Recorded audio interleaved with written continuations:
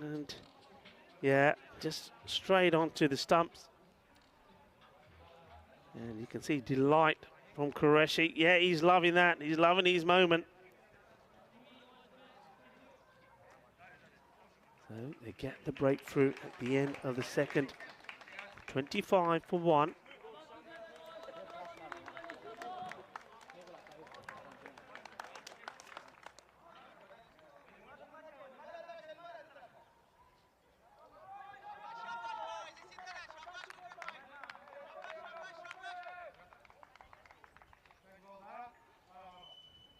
So new batter comes in. And it's going to be man who made a good impression in the earlier match, Sukhinder Khan, the captain. Oh, this is delightful. Balle, balle, balle. Ginna Sona, Ginna Bada Shaka. Well, it was nicely played. And you can see that, I mean, he goes to his captain, Sukhinder, and said, look, you got to rub me on my head. You got to do what Afridi was doing. Just keep charging me up. And Sukhinder says, okay, if you want. Nice shot, good pick up. Say, come on, rub me on my head, rub me on my head. He doesn't get the love there from his captain. He's got to work on that. And 4 more. Gandhi ball, too short, down the leg side. It just helps it along the way. And racing away here is Amin Khan. Moves on to 33 off 10 deliveries. And you can see Rahel, the captain, just having a word with the bowler and say, come on, let's get this right. All the right, I mean, it's quite amazing. Look at the score, 35 for 1 on the board, and Amin Khan, he's got 33 of them.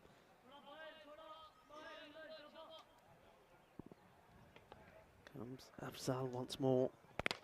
Oh, he's put everything into this, but has he got the distance as well? 2 fielders coming towards each other. That is a fantastic catch. And they are stunned. They are stunned. This has been taken. What a good catch this is. Oh, that is awesome. Absolute awesome. And, well, he's a damn good cricketer, isn't he? And I think that's Zia Khan Al-Ozai that takes that. This is a sensational catch. I mean, he had to be aware of the other fielder that's coming his way as well. I thought for a moment they're going to collide. You can see just one of them taken off there, but look at this. This is a super catch. He's literally plucked that from going over the boundary. That is sensational. We've seen some drops today, but we've seen something sensational. Well, it needed something sensational to get rid of Amin. He was on fire, but now that fire has been put out. Al-Ozai takes the catch, and what a good moment. What a good time to bring into the commentary box Mr. Maximo. World-class catch from Zia Al-Ozai. What a tournament he is having so far for Al-Bizami. Some of his teammates haven't quite delivered the goods yet, but Zia has been on fire. And yeah, you're right, the way that he manoeuvred around the other fielder and manoeuvred within the rope was incredible. As we see Walid Khan coming out at number 4. Well, my coach always used to say, Rico, that a couple of wickets can change a game. And we certainly saw that, didn't we, in the last game between SC Rotterdam and the Belgians, Austin Exiles.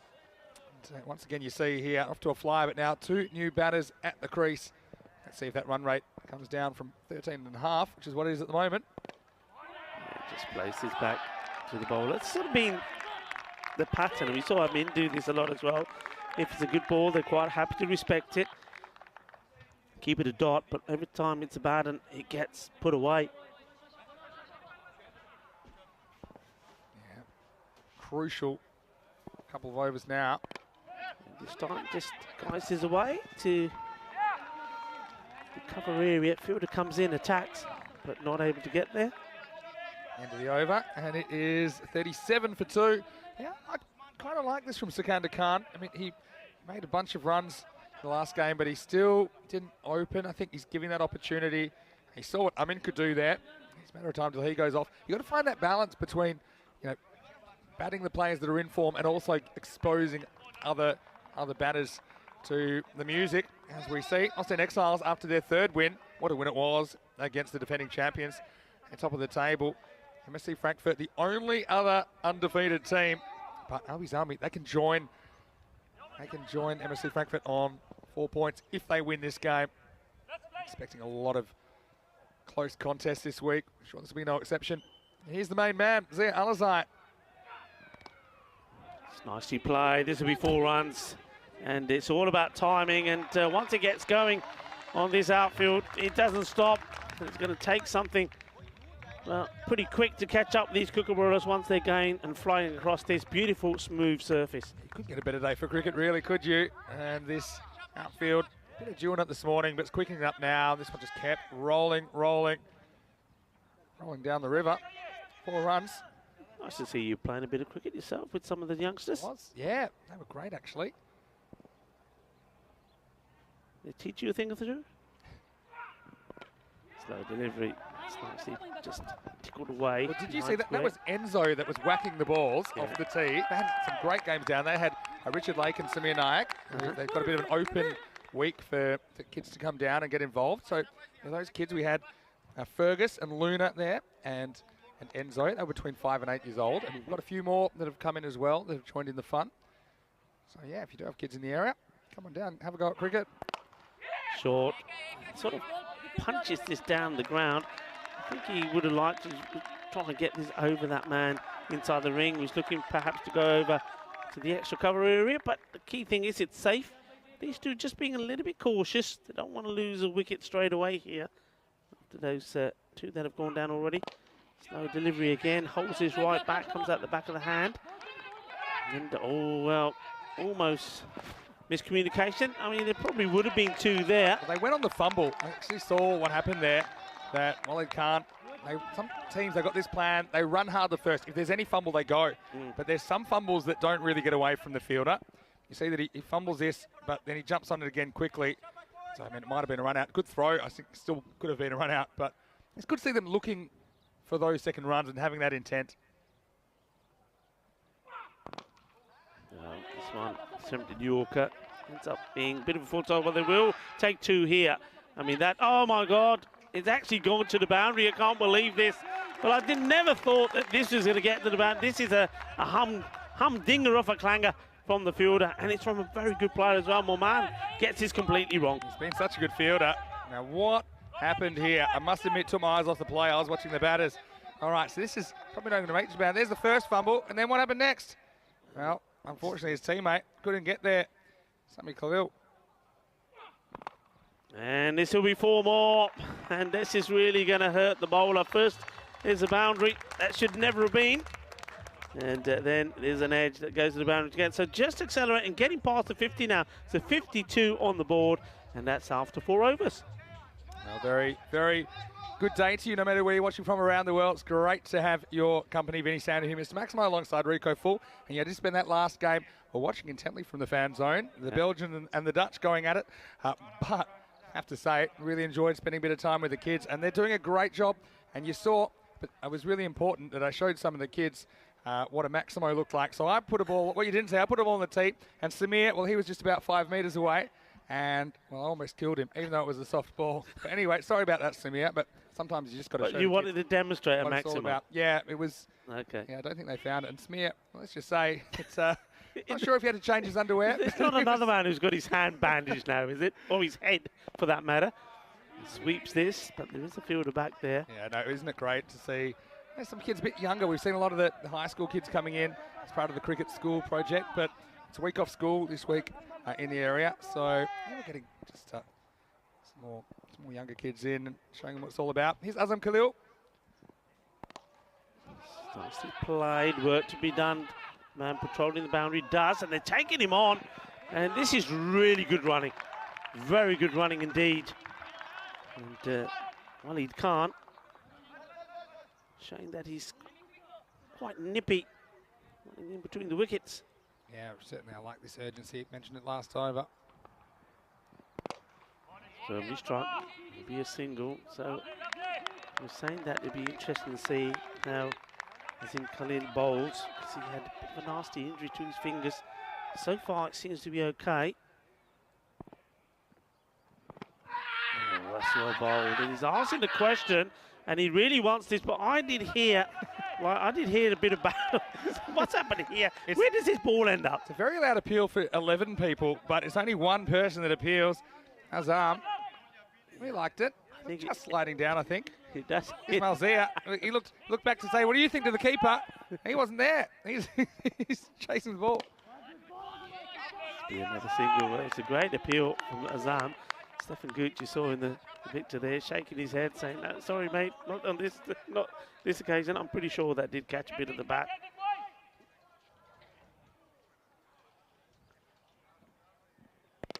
And he's got a fair chunk of this, and this does go to the boundary, and that's hidden in those bushes. Watch out for the snakes finding those, boys. But good shot. It was just 5. We'll run a ball off the over until the last one, and that's gone big. Just a little bit too short, and he's onto it quickly. 11 come off that over. 6 more. And that score now moves into the 60s. 63. And 5 overs gone. And both these batters look pretty set, but it's Waleed Khan that seems to be leading the charge. Yeah, we haven't seen too much of Waleed Khan so far in this series, but they've got a bunch of good hitters. We know that. Love their approach. A lot of people saying MSC Frankfurt favourites. Well, I mean, the Belgians, they were pretty clinical, weren't they, in that last game? You saw Faisal Mahmood coming good. Obviously, Suleiman's always a dangerous customer. VSC Rotterdam, that'll be interesting to see them return. Played last game of the day against Albi Zalmi. So that'll be another fascinating contest. My ball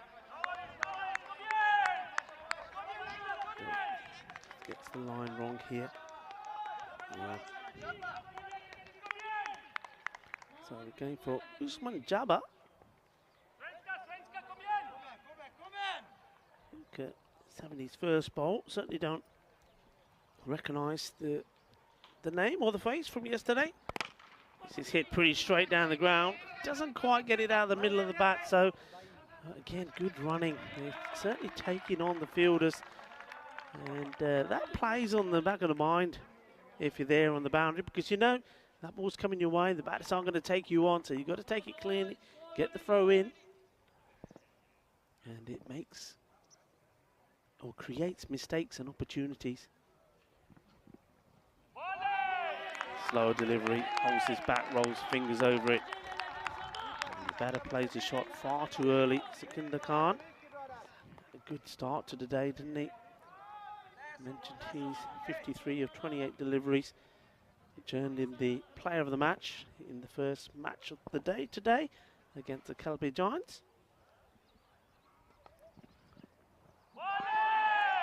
And plays all around this one as well. So a couple of dots here. Good slow ball by Jabbar. And that is a weapon that he uses, particularly in the back end of the innings. Just getting the better of Sikandar a couple of times, but he's a very experienced player, Sikandar Khan. His game hanging in the balance, I think, at the moment.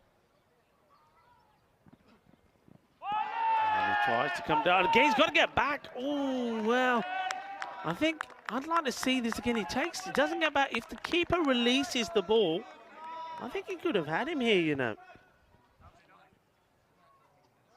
Let's have a look. He comes out and he sort of holds the pose there for an age outside his crease, and if he releases that, I think he could have had him. Little change in the field, gets a few words, the bowler, and you can see, I think this is a big shot. He goes for it. Has he got enough of it? Just fingertips, and the bowler goes down on his hunches. You can't believe it, but there's enough, and I just sensed it. It was going to come after those dot balls built up. Dot balls create pressure, and Sikandar Khan on this occasion gets lucky just over the fielder.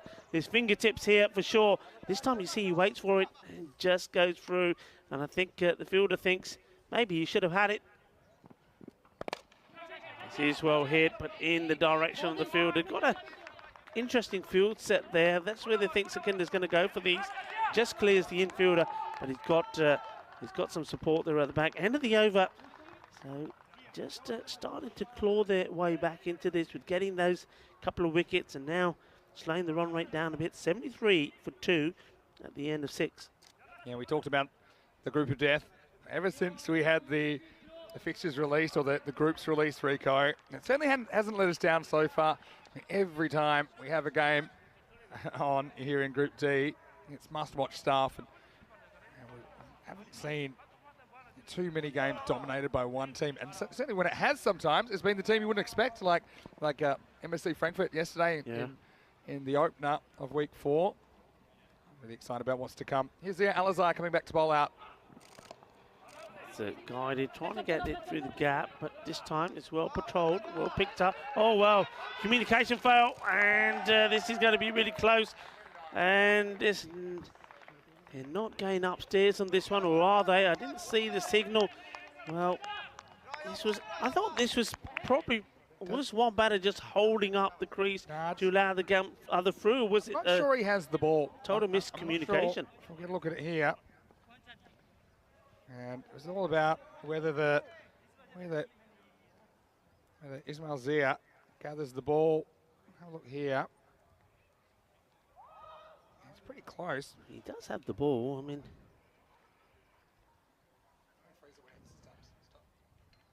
it's pretty close. Again, we'll see this now. We'll try and get the exact moment. Yeah, he's still out. Oh, I think he's gone. He's gone. He's out. Yeah, gone. He's out. He seems very confident that he's made it in, you know. But I think he's going to get the message here in a minute. Keep an eye on the umpires are going to come together now.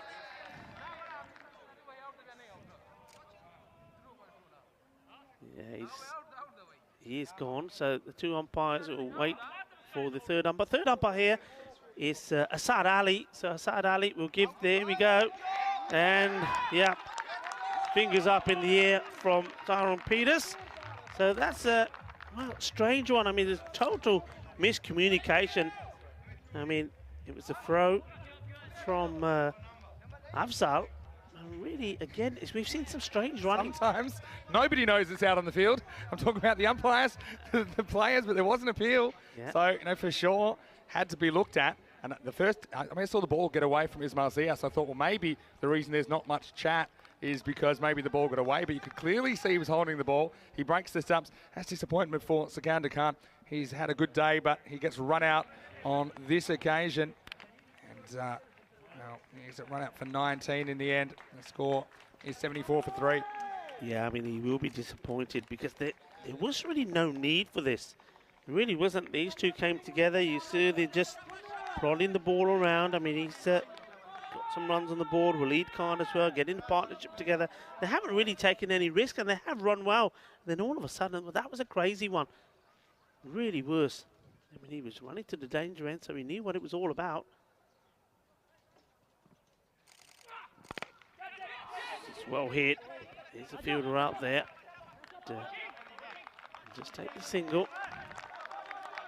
And, it's Singh that's come out. Now, Singh came out towards the end of their last match, and he hit the ball pretty well. I mean, he only got a chance to strike a couple, but when he did look like a pretty good stroke player.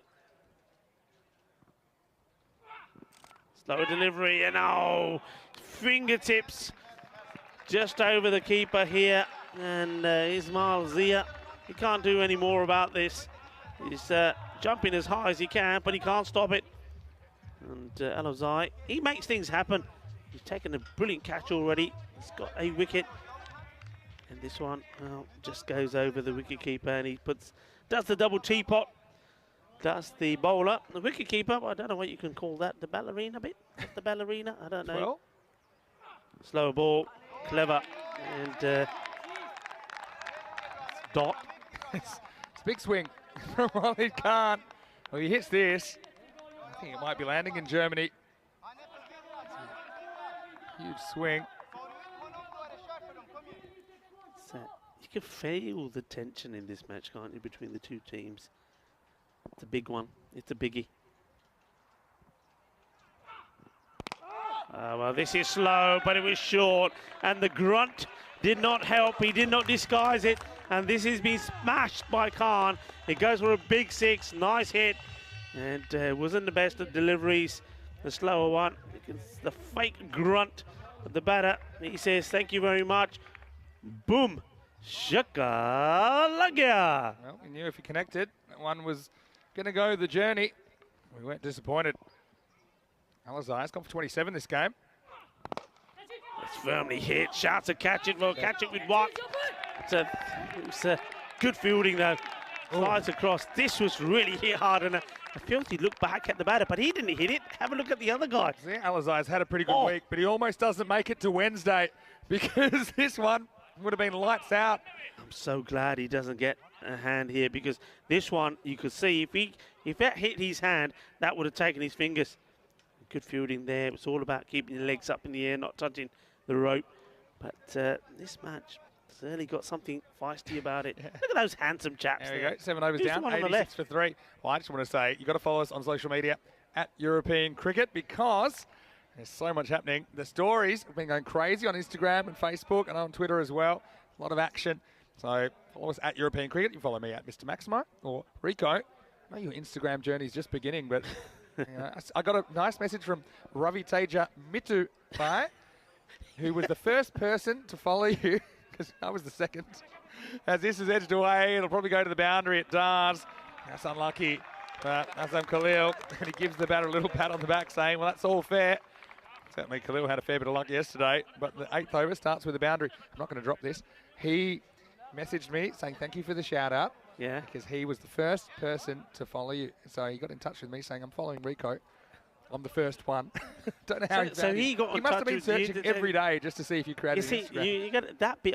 We're going to have to talk about this Instagram thing afterwards, because that bit, I don't know where I'm looking for all of these.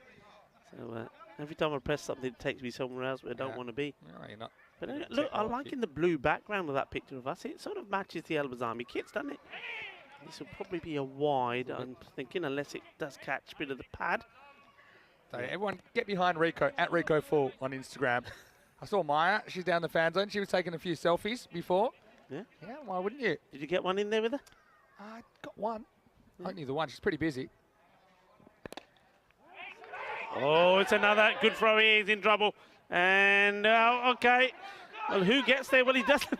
Does he hit the stumps at all? Well, the ball goes away and they take 2. Well, this is the craziest 2 that you'll say. I tell you what, this is all about. Azam, now you're going to see it. His hand is pumping already. It's hurt. This throw, he probably doesn't want it coming his way.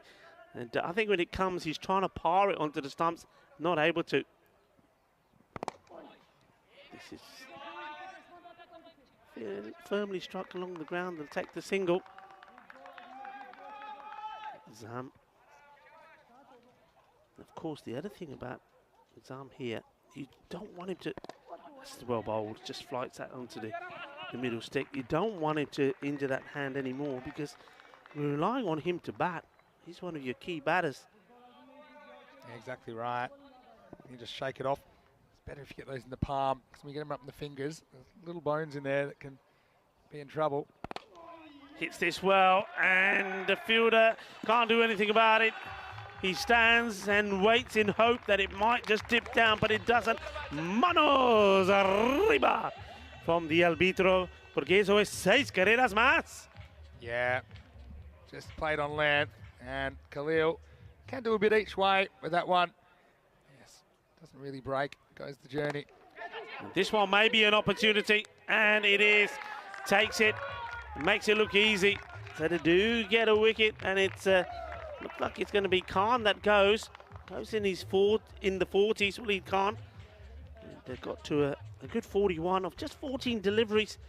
You see there, he's trying to play this off the back foot, not getting any power into the shot.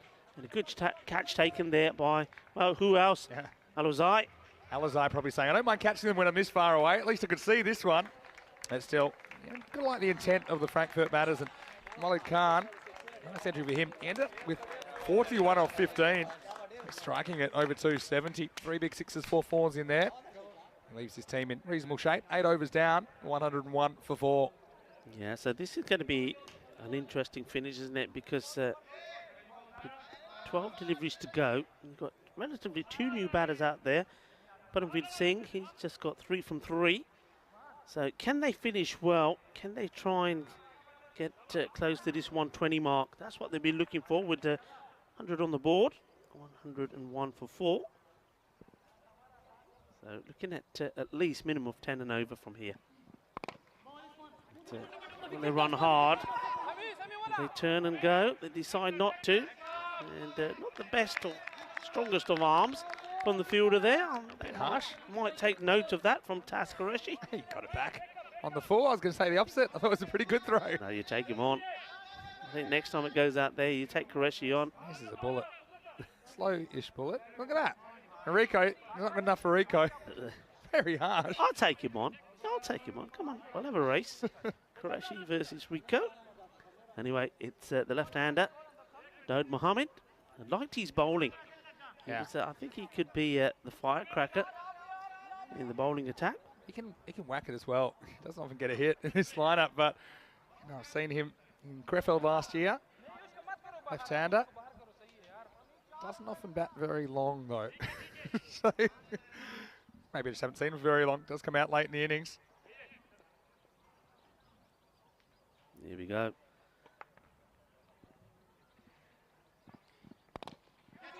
It's straight in the air and catch taken. So he doesn't do much here. Vinny, I don't know, maybe he's a different player than what you remember. Hey, what's the last thing I said? He can hit it, but he often doesn't bat very long. You can't get much shorter than one ball because Dowd tries to slice this and doesn't get enough on it to get it over the man in the circle. And yeah, it's a nice catch taken down there by Bazir Sahibi, who's into the lineup. So Albi Zalmi pick up another wicket at the back end of this innings. It's 102 for 5. Yeah, good time to get a wicket. Like I say, is that interesting? I mean, if I'm the batting side here, I'm saying to myself, if I'm the coach, I'm saying to him, look, when you go out there, so it's probably something that Zafar Khan is probably screaming at him, look, when you go out there, just what you want to do is no dot balls. If you get a single, even if you get a single every ball, okay, you're still going to be close to that 120. You're going to be around about, what, 112, 113? Yeah. That'll do you. But I'm saying even. But swinging and missing or swinging and getting out, that's criminal. Yeah, I mean, no one swings knowing they're going to miss, though. I mean, I take your point, but I think the way they're still going to attack and hope that a couple come off. That one didn't. Might have gone over the field and gone for 4. Instead, we get a look at Ayubi. That's better. You see, he's listening to me. That's a better approach. Gets a single, no dot ball, and well, approach. I think now Singh here. I think it's all about also identifying pretty quickly the ball that you get. If you get one that you think's beating you, then take the one. But if you get one in your zone, you still got to be able to swing. And Singh, I only saw him 5 down, not 8 down. You know? I only saw him play one ball yesterday, and he looked good. So let's see. Oh, he's gone for it. It's up in the air. It's up and away. Arriba, arriba, arriba. And Singh, well, he's saying, yes, Rico, I've had some of those aloo paronta this morning. And he sends this one out of the ground. I told you, just from the one shot yesterday, which was brilliantly stopped in cover. Otherwise, it would have been 4. Yeah. I thought, this guy can bat. Yeah, he can. I mean, often we'll see him batting a 4 or 5. And, yeah, he's certainly got enough on that. Handy runs. And that single is looking good now because it did bring Paramveer back on strike. And Jabbar, this will be a slower ball. Watch this. Well, nothing slow about this, and it comes out of the middle of the bat. It's 2 and 2. Balle, balle, ginna zona, ginna bada shaka. Yeah, nice shot. I don't know if it was the pace off. I would have thought it would have been smart for Jabbar to maybe just try and get outside off and take a bit off it. But yeah, it's a nice strike by Paramveer. So handy runs coming in the ninth. It all happens in the ninth, as you always say, Rico. Yeah, don't pitch it up. And he does pitch it up, and this is hit. Well, fortunately, he goes to hand, and that's nicely taken. That's travelled pretty quickly. But Taj Hussain makes no mistake. Yeah, it was a bit of fortune, I think, for Jabbar. Doesn't quite get it right, but often say you're better off being too full and too short and giving the batter something that they can get under. Nice catch taken by Hussain. It's one. Unlucky. Picks out the only guy within Kui, as we'd say. And that becomes another wicket. So all happening in the ninth. Let me read you that over because there's a lot going on there, wasn't there? That over from the bowler Jabbar. 1 wicket, 6 wicket. So just a typical ninth. 115 for 6. Last over coming up. That's a typical European cricket network over that. A bit of everything. Yeah, 2 for 14. You take that? Yeah, you take that any day. 14 is a bit expensive for a ninth. Earlier in the innings, maybe. Jabara. His first one went for 10, so well, not the worst outing. It's your man on strike, Ruby. You said that you've seen him hit the ball pretty well. Didn't quite work for him yesterday. Technically, I said that with Dowd Muhammad. One ball before he got out. Well, But, tell you what, I fancy a good Ruby. Fancy a good Ruby? Ruby. Yeah, a nice Ruby. A nice Ruby tonight. That's Curry. Come on, come on. Could go for something. This one is a race on between the fielder and the ball. Oh, and well, I can't see what's happened here with the flags, but I think he's trying to show off his footballing skills, and it's gone wrong. Well, maybe I'm being unkind. You'll probably see it on the replay, but he's disappointed with his effort, and that boundary brings him even forever closer to that 120. Let's have a look here. Yeah, he got off quickly, but it's just the last couple of steps he lets himself down. I think he overruns, if anything, and then offers the toenail at it. Doesn't work out, so boundary to start the last over. Momand, left armour. Bangs this into the ground. No run there. It's a win. Follow forward with the dot. I mean, Albizan, we're going to have to bat really well to get these. I mean, they certainly have a fair bit of ammunition, don't they? The Swedes. Rahel Khan hasn't quite fired yet. And Azam Khalil, of course, we know about him. Yeah, Alzai. It's nicely played. They'll get one for sure. Will they chance the second? Here comes the throw, and it's a pretty decent one. So it's going to be a one. See, that's a throw where I probably would have gone because the cost of being out isn't so much, and I think it pulls the keeper away from the stumps so much that probably would have made it. But it was a good early pickup from the fielder out there. That's why they're a bit too frightened to run. So you can understand why. So halfway through this last over.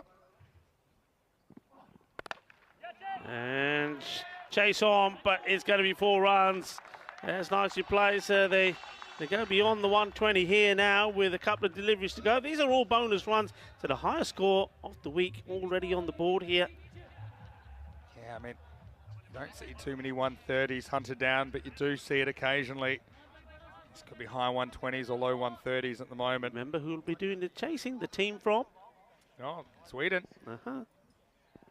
Also known as the Impossible Chasers from the ECC. I guess they could chase 150, they could chase 130. 2 to come. Thumped. Straight down the ground. This time he stopped. I would say, I mean, okay, it's been a good display, I think, from SC Frankfurt. But I do believe that because of the fielding and some, well, misfields, that they probably have given between 10 to 16 runs away as well. So that's something that they can improve on. They've been very good with the extras, though, in terms of the bowlers. Only 3 extras. This one, well, they're taking him on. And, well, they're going to go upstairs with this. And the bowler, I think he thinks he's got his man. And he's gone here. We'll have a look at it. I think it was last ball, so might as well go. Nothing to lose. And see, back the gathers clean. And, yeah, fix the stumps. I think we're just checking that the... Which hand does he hit the stumps with? The right? Does he flick it with the ball in the left hand, or is it his right hand? I think he gets the ball with it with the ball first. See, that, yeah, the ball's already up there. Yeah. Now go one forward there. He just clips it, doesn't he? And then he just finishes the job with the other hand. But the main job was done, and so they're going to finish. He's just trying to stop himself from falling over. 10 overs at 125 for 6-0. Little win at the end, but still. I'll be chasing a fair few in this. They've had a funny day, a funny tournament so far. 1-1. Lost a tight one yesterday to the Belgians. But, I mean, if they met well enough, they can do it. Again, they'll have that confidence of that chase. That's those that were here as part of the Swedish national team back in September and October. Back in that first group, where they really did pull out the big chase a couple of times. So anything's possible in this form of the game. And we'll be returning shortly with that chase. But first, it was Albizami fielding first against who else then? MSC Frankfurt and the Mini Boom Boom. But he was kind of overshadowed a little bit by his opening partner, Amin Khan. Yeah, well, the Mini Boom Boom, it didn't go any boom boom. But what he did do, he kept stroking the head of the little man, Amin. And Amin kept hitting the ball big. And that was until this catch. That was a really good catch. Alozai once again showing his virtue in the field. But look, these were the misfields that we saw. Well, that one, that had me lost for words. One or two couldn't believe it. He couldn't believe it. And that's where I think there was at least 16 runs maybe that were given away. But the batters, give them credit. I mean, that's one thing that MSC Frankfurt have done all the way through. One batter has gone and made a good contribution, but others have worked around them, and somebody always comes in and provides. But this one was close, but it was given out in the end. Nobody really knew there was hardly an appeal. The umpires went upstairs because of the one man that appealed from somewhere. Could have been a spectator, who knows? But it was given out.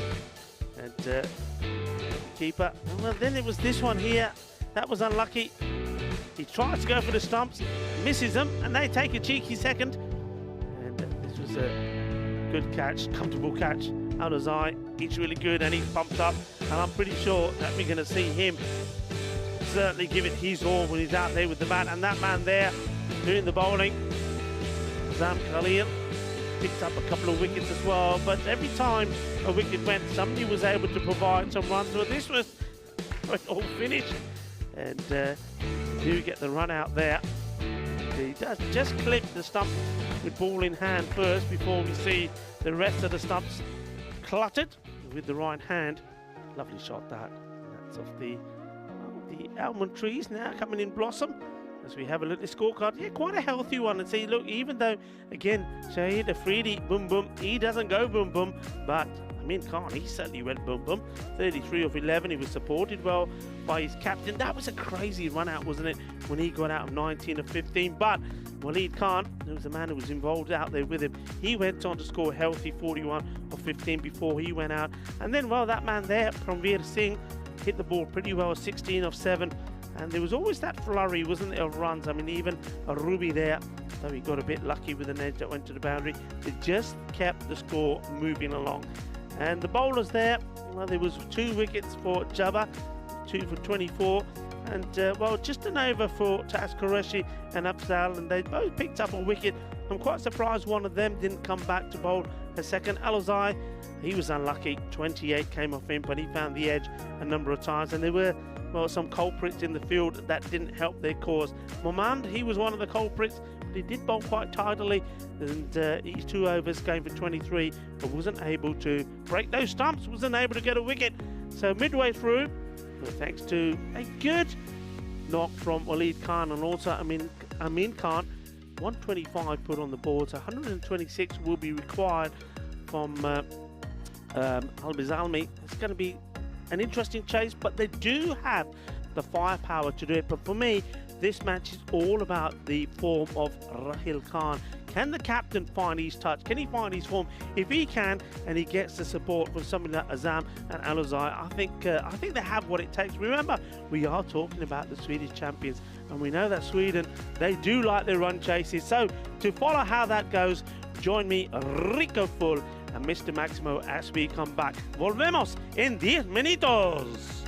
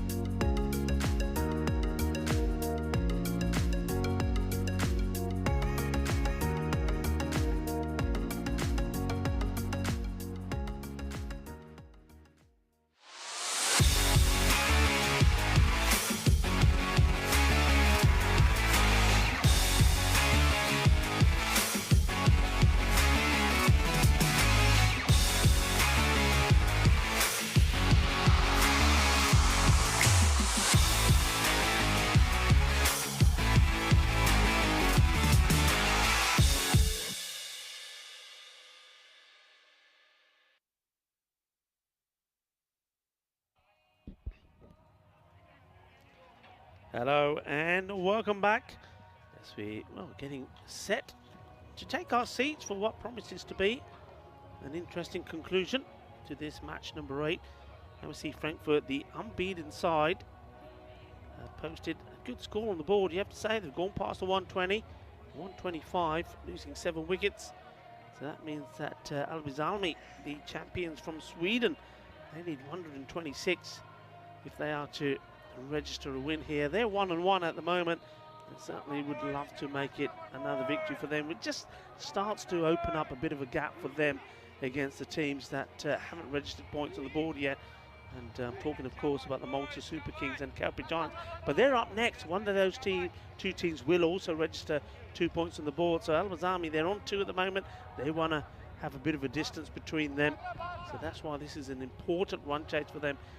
And as I said before, I think their captain, Rahil Khan, he's got to get some runs on the board. He's up there with Azam Khalil. Khalil's been good. He's been one of the shining lights in their batting so far. Scored 53 against the Ostend Exiles. And he's looking to do the same again to be in good form. Of course, the injury to his hand will be a talking point. See how he bats. Vinny's Sandu is with me, Rico Full, as we get ready for the first ball. Big chase. Big team, though. 126 to win. Good pace there from Ahmed. Certainly gets this one to carry through. And that's the one for the over, though. So he's shown that early. So the batter will now know that this one can't be bowled again. Good call from the umpire. So Wahid Ahmed will normally bowl 2 in the power play. Yeah, his use is upstairs one. First up, Rahul Khan out there opening up with Azam Khalil. Oh, this would be a no ball, surely. This will have to be called no ball. Yeah, there you go. And yeah, I think the bowler's doing the double teapot. Maybe he hasn't got the message. You can't bowl 2. You're rolling the dice, though. The shoulder. Certainly is over the shoulder. Yeah, that's a good call for me. Yeah. So this is going to be a free hit. Yeah, so those of you that avid watchers of ECN will remember the Shebekel incident, which was MSC Frankfurt in Krefeld last year, where Kutub Shebekel is the only player all year to get barred from the attack from bowling too many bounces. He bowled 4 in his first over. Hopefully we're not having another Shebekel incident right here. Hello to Kutub, if you're watching. Oh, this is going to be 4. This will be 4 buys. It'll be 4 buys because it's a free hit. And so this will be 4 runs, and they're probably the most unusual 4 runs that you'll ever see. Yeah, I mean, look, how often do you see this? And, well, that's all I say to this. Well, if you can bowl that, we'll pitch the ball up. Young man, pitch it up. So you're actually better missing the stumps if you're the bowler there. And so everyone's going to turn around and work out what's going on. It's 4 buys, yeah. It is. 4. I think it has been signalled by Stefan Gooch, but I think he's just checking that he's got it right. He's got it spot on. I don't think I've seen that before. Got it spot on. ECN. Yeah. And, well, this is just, everybody start talking to each other. What's that then? What's that? I can tell you, 4 buys. Get back to your positions. And, well, it was a no ball. Yeah, 4 buys. Saying, is it 4 buys? Yeah, it's 4 buys. You give me a piece of paper and a pen. I'll write it and hold it up. Yeah, I think everyone's going just to make sure they went to, well, definitely went to the boundary. It's just a question of it's hitting your bat. Maybe Rahul Khan, it's a good time to say, yeah, just got a little bit of a little bit of a nick on that. And well, you live long enough, you see everything. That was perfectly. Even the way it hit the stumps was just worst case scenario for MSC Frankfurt because it takes it over the keeper. And what sometimes happens here, I mean, you reckon this next ball is going to do the same? And the 2 men in black getting. I mean, imagine winning by a couple of runs. I mean, of course, it is important that they get it right. So they're just, I suppose, the 3rd umpire, Saad Ali, is in communications with them along with the tournament referee, Rob Kemin. And, yeah, they'll go back to their positions and say, yeah. All right, I'm going to signal this. So this is for the scorers. This buys, and then what is that? And then 4 runs. 4, okay. Yeah. Don't forget the buys first. Then you have to do it to you. Buys. I never applaud buys. I'm a wicket keeper. I would have been absolutely dirty, actually, if that ever happened to me. Tell you what, it would have been toys out of the cot. 4 buys. What did I do wrong? difficult ones because you got the bail coming at you as well. Yeah, true. You can't. Like there's no stumps cartwheeling. Anyway, 5 at the moment, all extras. Does well. Great pick up and throw. Oh, wow. This would have been out. This is another bat that plugs, and I think. Oh no! I think Khalid, has he been hit by the ball? Or has he pulled something here? He's impaled himself on his bat. Just looking at that bat, that's a plug-in. I reckon Azam. Well, he'll shake it off, but have a look at this. Bang! There goes the bat, and then push. Where was the ball? Hit him with the bat. The ball. I think it was the ball. But look, this is important for us to point out here. All the teams have been told, and I know the officials have told them, when you're running, you are allowed to run on the edge of the pitch and start your batting. Looking for the gap. But what about that bit of fielding? Great pick up and throw. Off balance. I mean, that would have been one of the run-outs of the week because of where he was, how he got rid of the ball so quick. At least he gave himself a chance. Yeah. Interesting start to this one. They need that kind of 25 every 2 overs. That's the pace they need to be. They don't want to fall too far behind, even though, let's not forget the Swedes and their impossible chase back in September. Schoolboy just trying to guide this in that gap. He's trying to get a little touch to it, but he's got to be careful. There is a slip in place. We haven't seen too many catches taken at slip, but that's Paramveer Singh.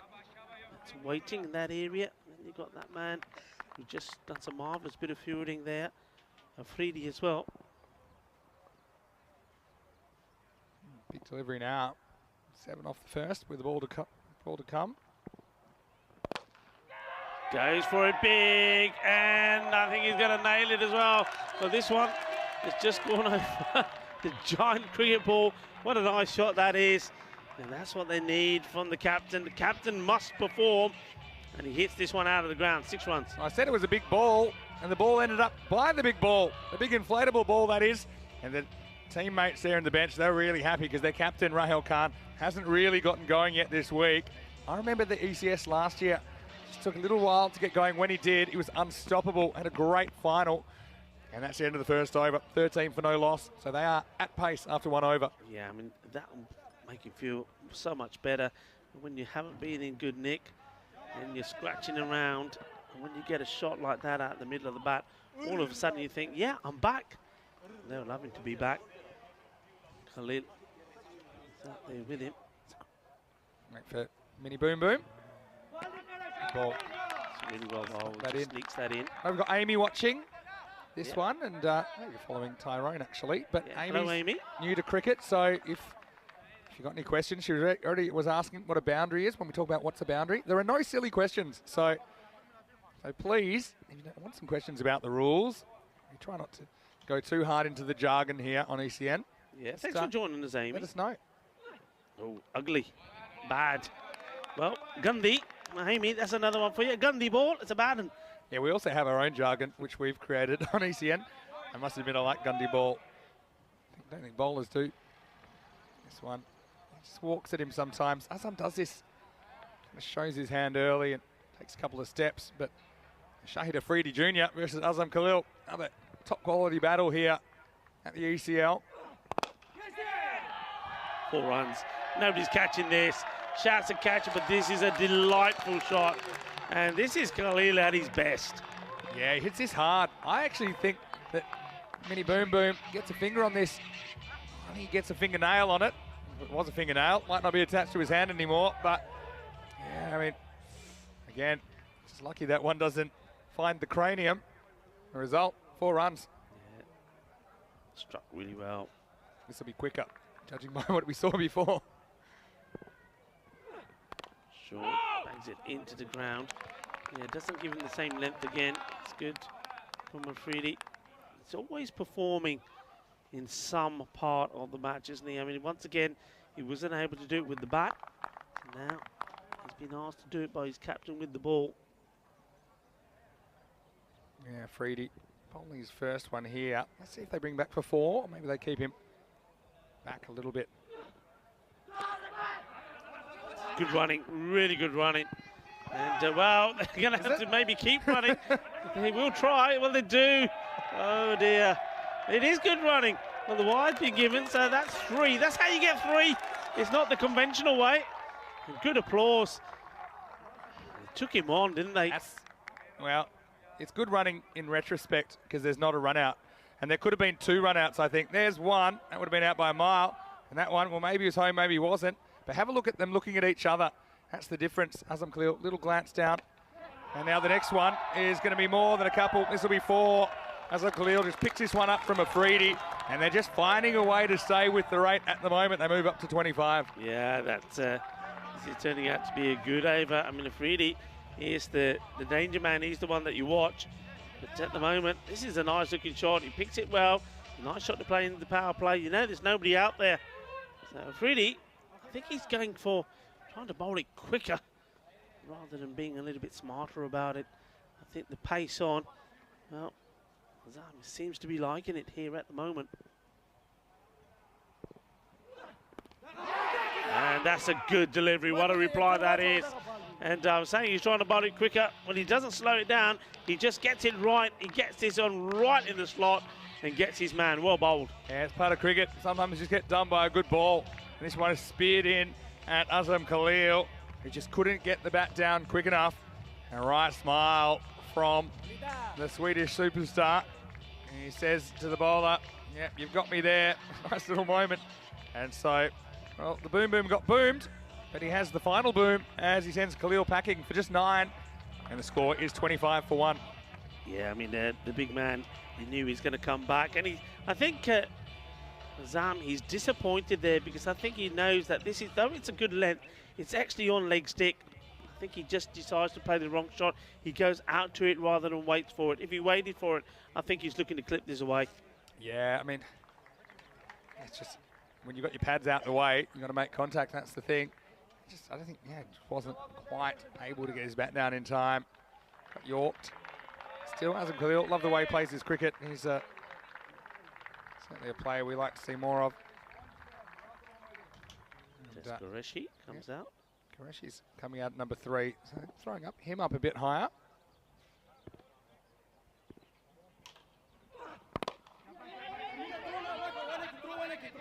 I admire these guys, the way they come out and they start just driving at the ball straight away. Certainly not the cricket that a couple of decades ago. It's the end of the second over. The score is 26 for 1. I think Rahul Khan, just keep an eye on him. If he can bat for a decent length of time, they'll be in this match. Don't worry about that. And 6 teams here in Group D, the Group of Death, as we have been calling it. At the moment, the Exiles, they're on 6 points. If Frankfurt can win this one, then they will join them on 6 points. Remember, top 3, bottom 3, that's what is crucial. And really, at the moment, VOC Rotterdam, they're a real risk, unless they pick up their game, of finishing in that bottom 3. They just have 2 more matches. We'll see them last game of the day against Albi Zalmi. Yeah. And the other team, it's you know, it's kind of hovering around the middle. We'll see the Giants. I mean, I find it hard to believe the Giants will go winless this week. They've been round the mark, haven't they? Well, they'll be up for it, won't they, in this next match? They're taking on the Malta Super Kings. And there's not been too much super about them at the moment. They'll be looking to hit back with a bang, show the world what they can do, what they're really made of. As we go to spin, well, this one could have quite easily just knocked this back onto his stumps. It knocks it back onto his pad, but fortunately it doesn't go backwards. Azizi in the action, in the power play. Yeah, that's a big. Azizi's 2 overs.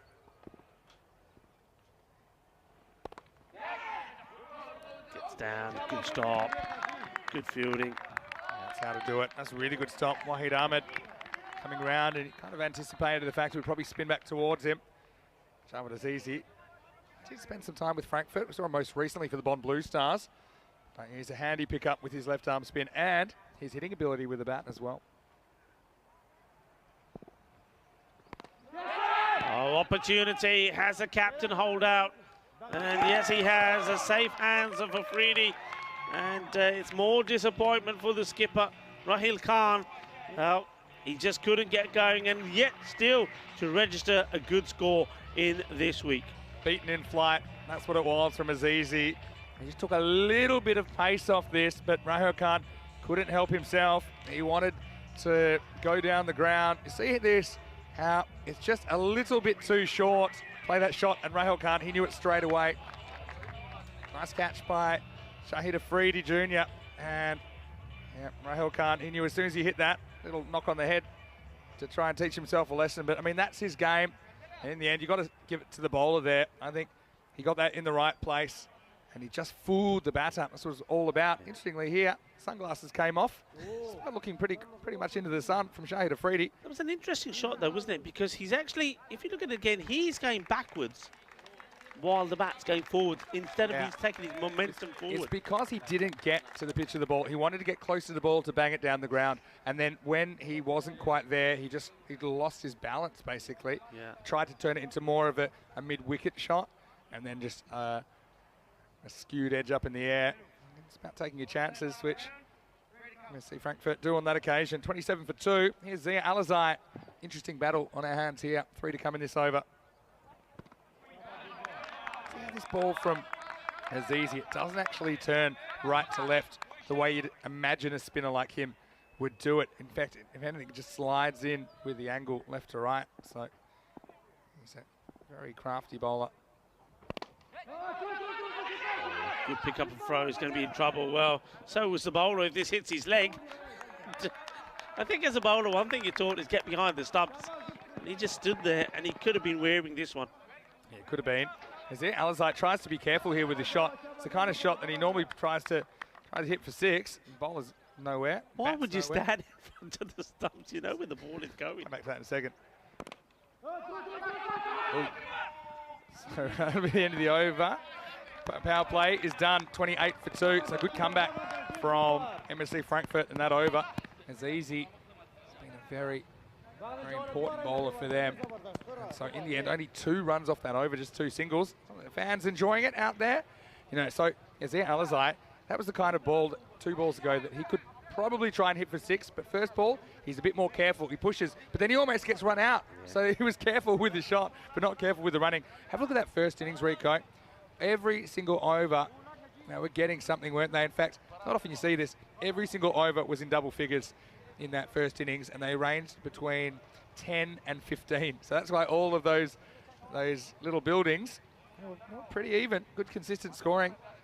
So you get runs on the board, and they got boundaries in every single over. So here's an example of an over where they didn't get a boundary. The batting team is just going to put them behind in the game.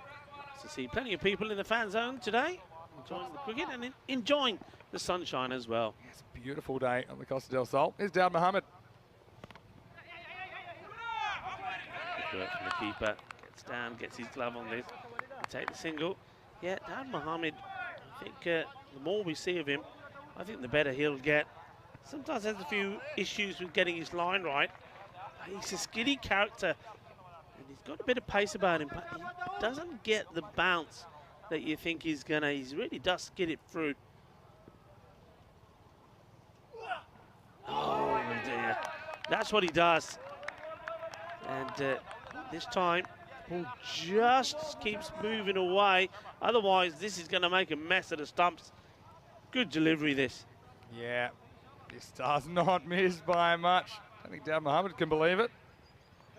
He's puts plenty here. I mean, he's in danger of pulling his neck, isn't he? Forget about his shoulder. We saw Zia Alizai, who's at the other end, throw his shoulder out swinging yesterday, and then it's popping it back in, continuing to bat. Oh, this is good, aerial, and he goes all the way. Balle, balle, balle. Manos arriba, Vitro. Eso es 6 carreras. Well, I'm liking those shades. I think I saw Martin there in the reflection. Yeah, I do like the reflection. This is more than a deflection. Oh, he swung hard and missed at the one before. This time, Qureshi goes bang.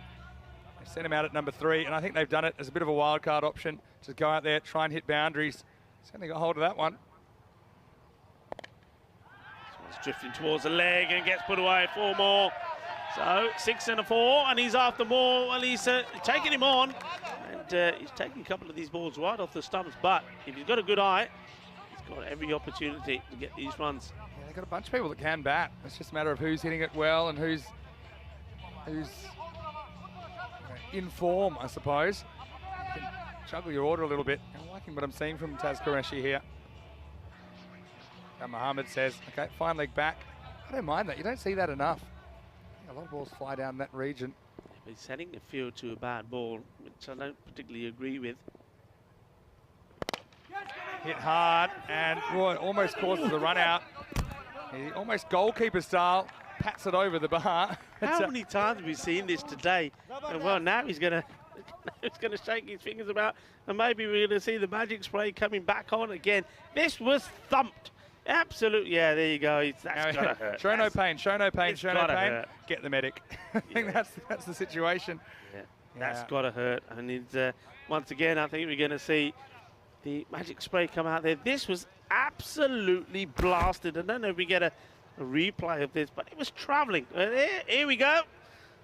And, some more magic spray action coming your way. What's the magic spray? How is that helping? I've just been thumped on my hand like this, bang, and somebody says, give it here, I'll give it a massage. They're just making sure. Can you imagine if that rolled onto the stumps? I know.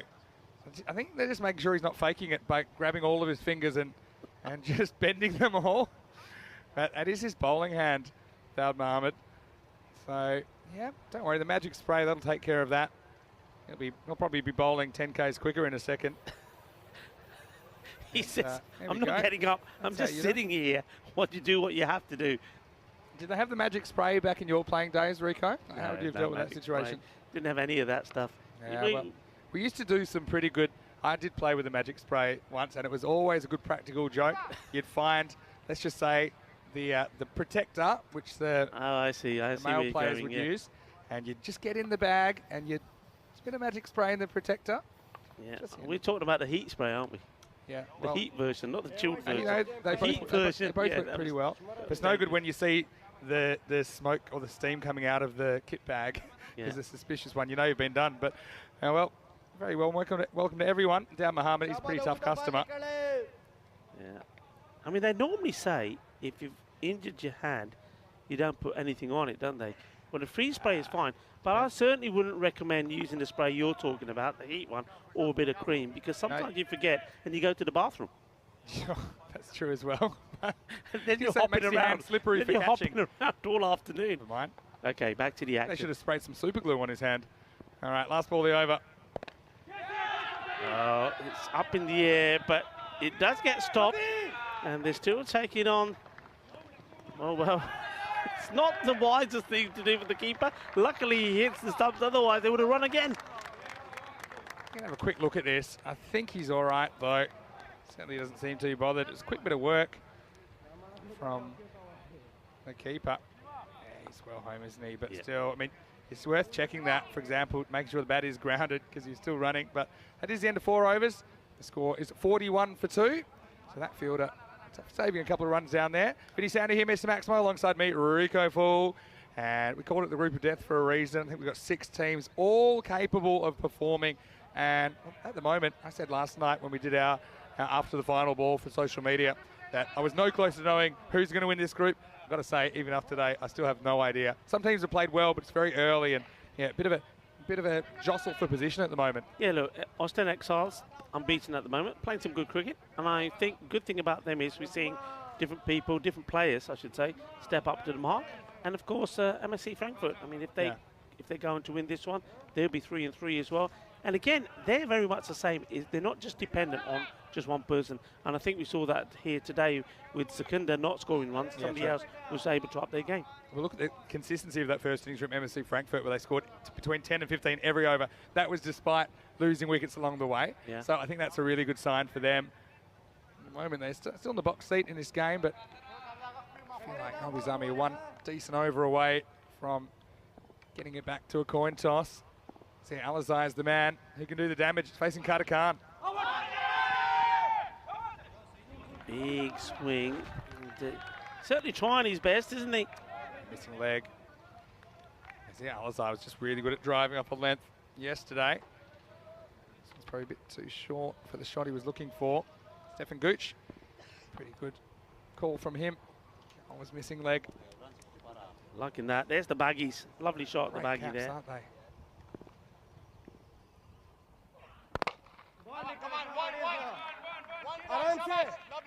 Well bowled by Carter Khan. He's a very talented cricketer. He's the brother of Secunda Khan. Had a very good series back in Krefeld when we were there last year for the domestic series at the ECS. I like that length. I think it's a smart length. I'd stick that way to the Alizai. The other option I would think is slower ball, taking the pace off. You see Zia Alizai, it was just way too quick through that swing. Yeah. I think from this end also, Vinny, the slower ball, because of the bounce on it, it's even more deceiving. Because you think it's going to be short, you think it's coming up to you, you're playing early, and then you just see it sort of loop past you. The slower, or the shorter slow ball is very effective. Once again. Aramse, easy, get it in easy, don't throw it away. Getting the message, not throwing away the ball now, giving away these extra runs. He hasn't given away too many. Good couple of overs out of Carter Khan. Almost iced the game here. It's already over 15. It's that slower one again. They've got protection out there. They would love to go to, but fielders seem to be in the right place at the moment. They're not having to move around too much to get to the ball, so the opportunity to try and sneak the two is not there. The variation this over from Carter Khan. He's got a good off-cutting slower ball. Not a decent Yorker. He's not finding the boundaries they need, but Zia Alizai, he's 2 off 6. He could explode at any moment. Oh, this is everything, including the kitchen sink. He wants to send this on to orbit, but it goes nowhere, safely into the gloves of the keeper. Dot ball. It's not just the kitchen sink, that's the microwave, the dishwasher, and everything else. Oh, 360 swing from Zia. We saw it yesterday. He's a better player when he goes a little bit straighter than that, maybe over mid-on. As good over that was. Only the over. Runs from it. Yeah, 45 for 2. So well, they are the kings of the impossible chase, the Swedes. Is rapidly heading towards that point of no return. I call that 3 a ball. 18 and over required at the moment. 16.2. So you know, falling behind, but still in it, I would say. And they've got to attack Azizi, which won't be easy. Very clever left arm spinner. Shouts of 2. Do they come back, or is it a bluff? The bluff, just trying to put the fielder off. Just a single again. Rozai, he's getting a little bit frustrated, I think, just not able to find the middle of the bat. And he's on strike here now. Well, it's going to be something happening now. Trying, but I mean, it's easy. It's not an easy guy to get hold of. I think it's natural that you'll expect that he's going to turn it away, and you kind of play that way a bit, so you get a lot of balls off the inside half of the bat. They've got to go now.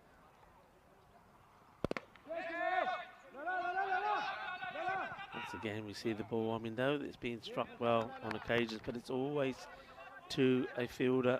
So it's only singles at the moment. How's this? Just saw the robots in the chat asking Maya, would you like to come up in the commentary box and say hi? Like him following the chat. And this one, there was a man there earlier. He's not there now, and that means that that's going to go to the boundary. 4 runs, and just helps us along. I'm not sure if that was awareness on part of Alozai or just an error in the field. I've always had somebody patrolling there, and all of a sudden he disappears, and the ball goes right in that area. The faster bowler, you normally have a fine leg. To the slower, you probably don't. Just plays this on angle, helps it around the corner, gets 4. Nice shot.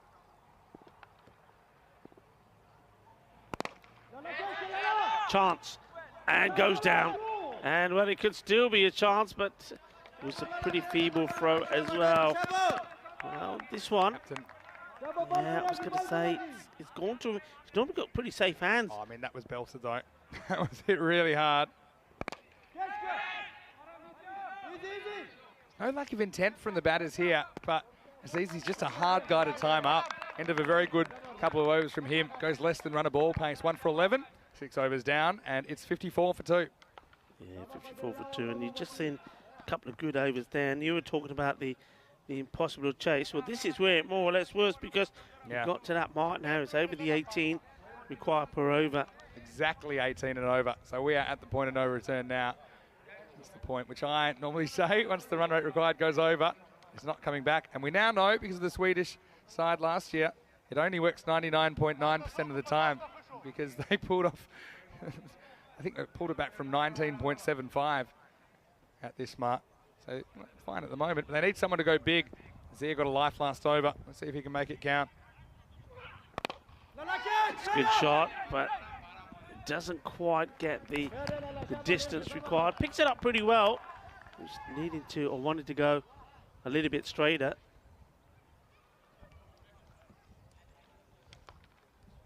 Khan. He's bowled well so far. See if they can get hold of him. Zia's the man if he can connect. Again, he can't. And, frustrating. The other thing here from MSC Frankfurt is they haven't made, all right, we've seen the catch go down, but they haven't made any mistakes in the field that have cost runs. They've been pretty tight. They've been pretty good with the line as well. Yeah.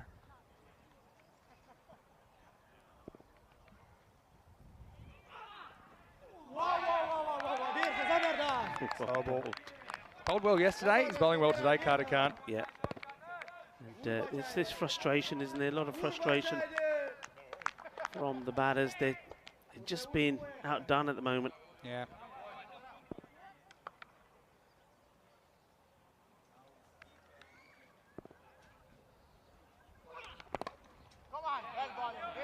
Bowling again, just getting the ball in the right areas and just not allowing any free hits. There hasn't been anything short, hasn't been a Gundy ball, and both these batters, they're having to work really hard for the runs that they're getting, but they're not boundaries. They need boundaries.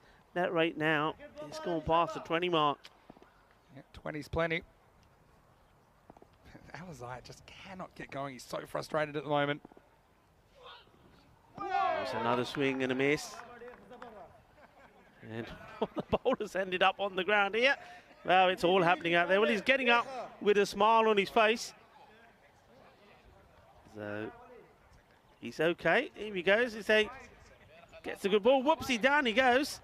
And he thought, I'll just lie here and have a bit of a nap while the ball comes back to me. Right, he's going to swing even harder at this one. Oh, that will be a wide. He sees the batter coming and thinks he'll just get a slower, fuller delivery in. Carter Doesn't Khan's quite work for him this time. Carter Khan's overs have gone like this. Leg by 1-0, 1-1-0. Then it's over 1-1-0, 1-0. So it's just giving nothing away. It's a binary. We program a computer with that. And well, it's a lot of swinging and missing there at the moment. Well, they're swingers, but they're not hitters. And once again, another good over. And Carter Khan, well, how about E-spell? I mean, that's really well bowled. And he's just basically almost toyed with the batters, haven't they? Well, I said, these last two overs. I said it'll ice the game if he bowls 2 good overs. And so he's only conceded 7 in a leg by. This is what's coming up next. And it's Malta Super Kings versus the Culpate Giants. And both these teams without a win so far in this ECL. And so it's going to be a big one, isn't it? MSK won the toss and elected to bat first. And so we'll get to see 2 highly entertaining teams that'll be desperate for a win. That is coming up in around about half an hour right here on the European Cricket Network. And if Rico's gone quiet, there's a reason. And giving him the sack for 1 over. We've got special guest commentator.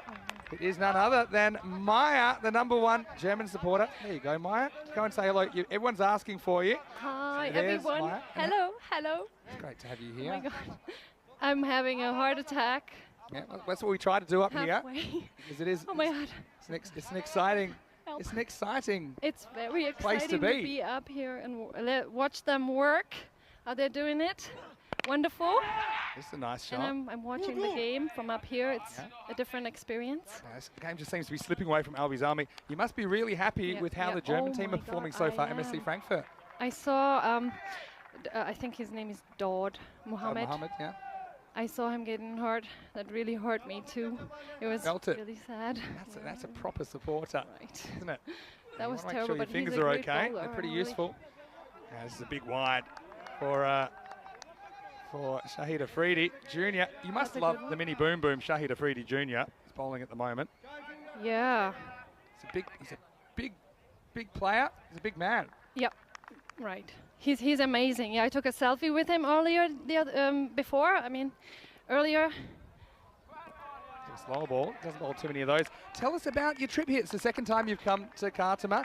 How do you love the atmosphere? It's a beautiful day, isn't it? It's wonderful to be right next to the DJ and the music and the energy up here is wonderful, especially right here in the commentary box. And I'm really nervous. I'm sorry about that. And to see everything from up here is really different than when I'm over there. A lot of balls coming my way too. Yeah, you have to watch I haven't out. caught one yet. You have to watch out, don't you? Yeah, I do. So I want to know, how are you going supporting MSC Frankfurt? I know you're a big KSV supporter, and they were just knocked out in the semi-finals. I am, right. That's why I'm wearing this uniform. That's the KSV uniform. It's my favorite team. But this one is actually amazing. I've met the captain. They gave me a bat today. I didn't bring it. I was going to bring it, but I missed out on that. Yeah. And I just met some of the players. And they're just very kind, and they're a good team. They're supporting each other. They've been playing together since like 3 to 5 years, and they're just a wonderful team. Well, it's great to have you here. We've got last ball of the over coming up, and this is going to be a one-hopper, and they will just settle on a single. So, well, Maya, it's been great to have you here. I know you're a big supporter of European cricket, and you've been following us for a while now. I'm a big supporter of Vinny Sandhu as well. Yeah, well, and Rico. You've done a really good job, and actually, we've got Charlotte in from the office. You guys are amazing. Yeah. Got Charlotte in from the office as well. So Maya will send you an invoice for the one over, and make sure that comes off Rico. Okay. Right. So thanks, Maya, and give a big wave Thanks a lot. to everybody out there. Namaste to everyone, and thank you very much for having me in the box. Yeah, it's been awesome to have you, Maya. And so 2 overs to go. I actually think Maya's done a very good job there, Rico. You're lucky to get your spot back. Let's go to over number 9. That was a pretty good last over from Shahid Afridi. Concedes 8, even though there was one boundary in it. So now, I seem a bridge too far for Albi Zalmi, the Swedish champions. So it all happens in the 9th, as we like to say. And here's Daud Mohammed, who we're talking about that finger injury. Let's see if it impacts him at all. Not really. Pretty good. Yorker pitched up, and just be one. Yeah, it's great to have fans like Maya, and not just Maya, but everyone in the chat who has been contributing and making it very interesting for us as our day goes along. I mean, last year I spent over 2,000 hours on the air for ECN, so yeah, I feel really connected to those of you that interact in the live chat. Oh, this is in the air. I think it's going to be the end of Zia. He's going to have to wrestle the sun first, and he will. And I thought there was no chance of this because this went straight up in the sun. Well, you might have permanent retina damage, but don't worry, you've got that catch forever. As a welcome back, Rico Fall. Yeah, I mean, it's fantastic to have Maya up here, and she is really a fantastic supporter of European cricket. And, she loves getting involved. I know that most of you have seen Maya on the chat. Well, now you've seen her up here in the commentary box as well. It's always a pleasure. She was just coming to say hello, and we got her speaking to the audience. Yeah. Ninja's saying to give her a job. Yeah, why not? Well, maybe if you're in the chat one day, if you come to Kartama or you come to one of our European Cricket Network events, we'd love to have you up. Zia, well, he was frustrated. He could only hit 1-4 in his 16 balls. So Zia was more of a Monday man this week, but I'm sure we'll see him later on. A tough clash against VOC Rotterdam coming up. Score now 67 for 3. Just lost their way, and it's just the way that they've been choked by certain bowlers. Azizi, Qadir Khan, and the last over from Shahid Afridi was pretty good as well. I think I mentioned in the first innings, every single over was 10 or more. In this innings, we've had 5 out of the 8 complete that have been less than 10. So just can't get anything going. Here's Daud. This one sort of onto the pad. Well, what's this row? It's all happening out there. When you're winning by this much at this stage, then why not? I suppose. Go for the highlight. This one on the pad sort of rolls up to the helmet. Yeah, I like it. You're not going to make Sports Centre holding onto the ball. That's what I'd be saying. Everyone is saying, hold it, hold it, hold it. Nah. I'll be a bit disappointed. They haven't been able to put anything together in this chase, but been a good defensive effort from the Germans. And, well, the bowler here. Can't score if you don't let go of it. Yes, it's all wrong. I'll just hold on to it.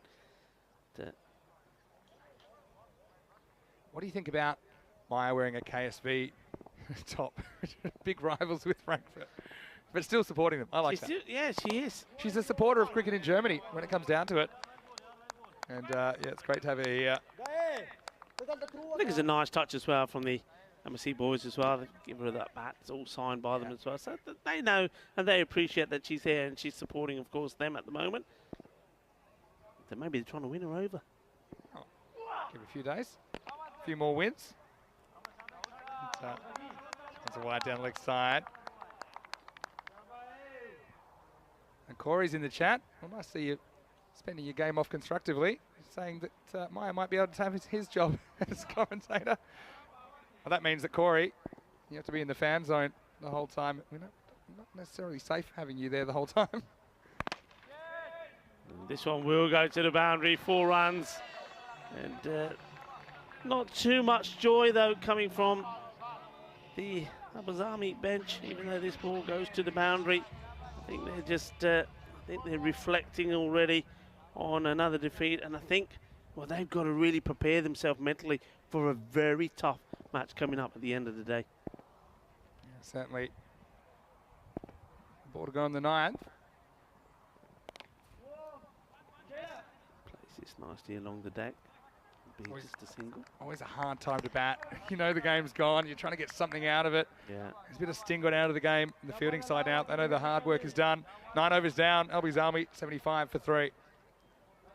Yeah, it's not been a memorable display. The thing is, I mean, it's not like the big collapse. You know, normally you're talking at a team here and you're saying, right, 75 for 8 or whatever. They haven't lost wickets, but I think it's just been really clever bowling from MSC. And I think other teams watching will be thinking, well, look, even if this side don't score big runs on the board, well, you can't count them out because they have such a good, intelligent bowling attack. Balanced attack as well. Yeah. You've got the variation of Azizi. You just feel like the Germans are the central bank here and they're controlling the supply of runs. and Sweden have not had a chance to really get going at all. So Skada Khan thinks there's a good chance to give him an over. Oh, why not? You're the captain.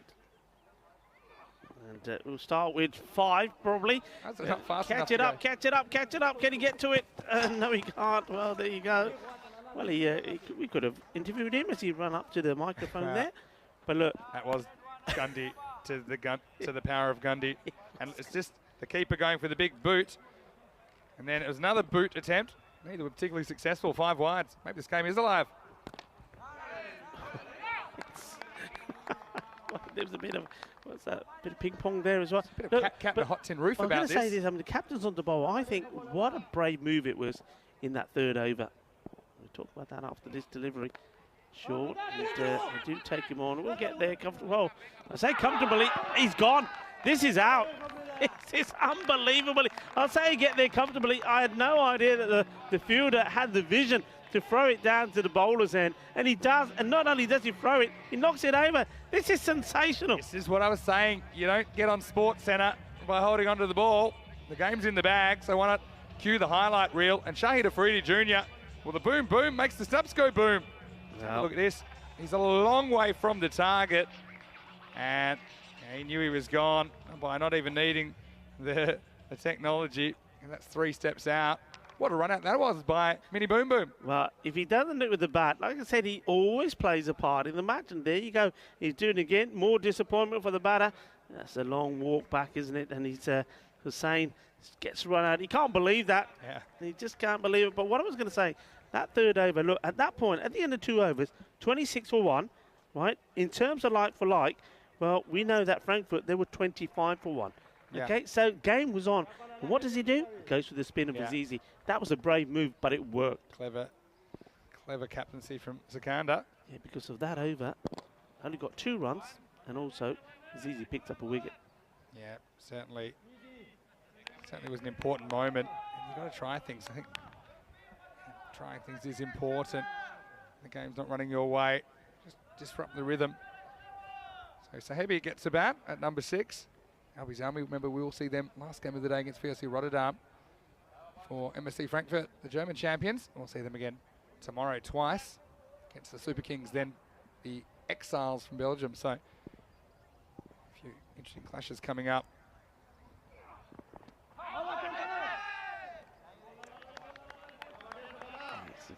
He landed a couple. He went for the leggy first ball, didn't work out.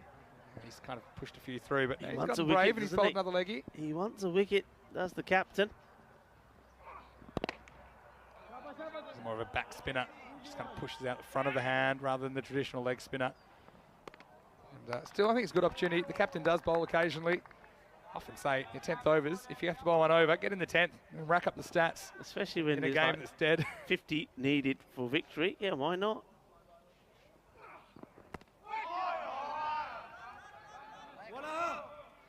This one goes through. And stumping chance. Yeah, I think it's going to be kind of ending with a whimper, this one. See this on the replay. Tough one between the batter and the stumps, but anyway, it does take us to the end of this match. And well, I know he looks a bit upset there, but Skander Khan, I think now he's all smiles because it is MSC Frankfurt that win match number 8 in Group D fairly comfortably in the end. The final score, 125, MSC Frankfurt defeating Albi Zalmi, 83. Yeah, I mean, it'd be interesting to see those tables now because they're 3 out of 3 as well, as are the Exiles. But net run rate, they would have done themselves a little favour there. You can see, happy team, MSC Exiles. MSC Exiles, MSC Frankfurt, the Exiles, of course. That'd be a super team. Yeah, that if you're would trying be to combine Can you imagine combine them MSC together? Exiles. Oh, think about that. But no, I mean, look, Frankfurt have done the job. They've been professional. I think they batted well. They, as a fielding unit, they were good as well. And certainly, they seem to be a good all-round team at the moment. But like I said, we've also got the Ostend Exiles there as well, the champions from Belgium. So at the moment, the champions of Belgium and the champions of Germany, they're right up there at the top of the table. And Al Zalmi, well, they've got a tough one, haven't they? They play VOC Rotterdam. Both of those teams are joint on 2. Who's going to be on 4 points? Who's going to stay on 2? And we saw there the wicket of Khalil. And once Khalil goes, you know it's going to be an uphill struggle. And then talk about up. Well, the captain, he can only hit this up in the air. Rahil Khan, and no mistakes. And this one there was some good fielding as well. This one, fortunately, doesn't hit the stumps because before he hit the stumps, he would have taken the kneecaps off the bowler, Azizi. They need Azizi. We'll talk about Azizi. Well, there's nothing easy because this one was hit like a rocket and it hits his fingers. And then he was being brave. And then that pain was felt. And there came the magic spray. Now, once they reattached that finger, Dad Mohammed was okay to continue. And he continued with some success.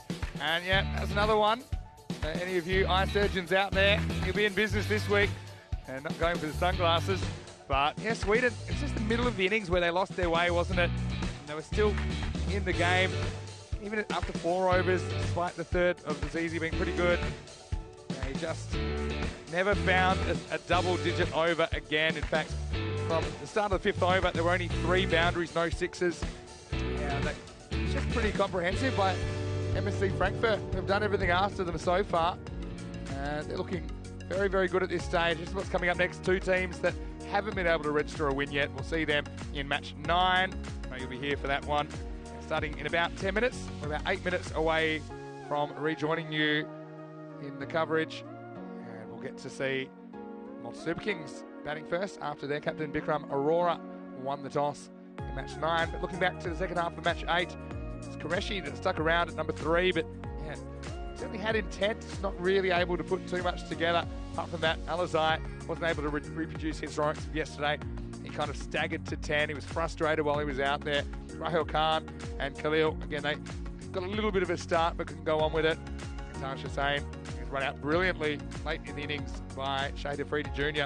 83 for 4. I think there were a few extras in there. A couple came at the end, so I don't know how much to make of that, but really it was a good holding job from the MSC Frankfurt. I mean, some of their extras, there were the 4 byes that came off the top of the stumps. There was a 5 wides at the end, so 21 extras certainly doesn't look good and maybe pads the stats a little bit. As with the bowling, the wickets went to Shahid Afridi Jr. That was easy, and Dan Mohammed. Now have a look at Carter Khan. Special mention to him. 2 overs for only 7 runs. They couldn't get him away at all, could they, Rico? No, they couldn't. Carter Khan and Azizi were there, the pick of the bowlers for me there. I think they're really well. And also, I think Nud Mohammed, I mean, he does take a wicket. He also almost loses a hand in the process. Credit to him. And he continued and he came back to bowl his second over as well. That's commitment for you. You could have quite easily said, no, Skip, you know, we got this game in the bag, I'm going to sit it out. But no, you wanted to be out there, and that's good, and I think that's what you need. You need a bit of team dynamics as well. And, well, the champions from Germany, MSC Frankfurt, are certainly showing that at the moment. As you see there, a comfortable victory for them. Well, it certainly was, and they've done everything right so far. It's just a matter of whether they can sustain this level over the week. I think some teams will be coming for them. I think Sweden's one of them. Remember this when they meet again, because I'm sure Sweden, they'll click at some point, or something of VOC Rotterdam. They'll have some revenge on their mind if they get another crack at the Germans later in the week. And of course, Belgium, they haven't done anything wrong yet at all. Ostend exiles. So plenty of cricket action coming your way. We'll be back in just a few minutes to start their fourth match of the day. It'll be match number 9, Super Kings from Malta. They will be batting first against Calpe Giants. One of them will register their first ECL win, and we'll find out exactly who very, very shortly. Vinny Sandu here, Mr. Maximo, alongside Rico Full. See you shortly on ECN for more action in the Bet to Ball European Cricket League.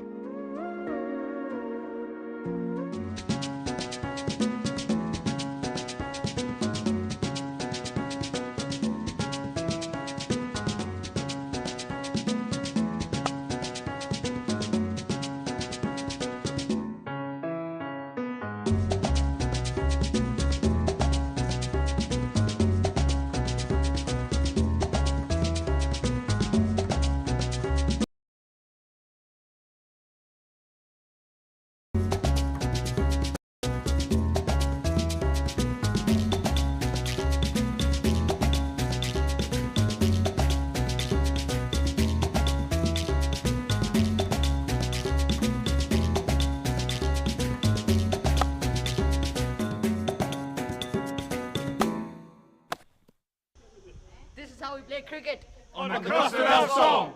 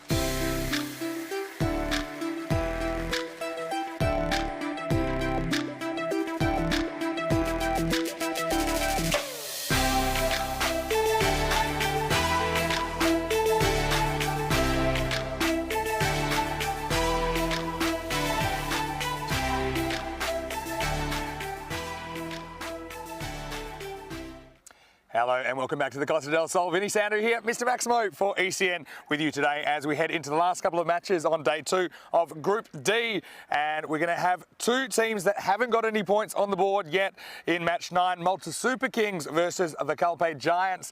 Let's go over to the Giant coin toss. Well, the Giants are playing. Let's see if they win it. Rob Kemming is with the 2 captains.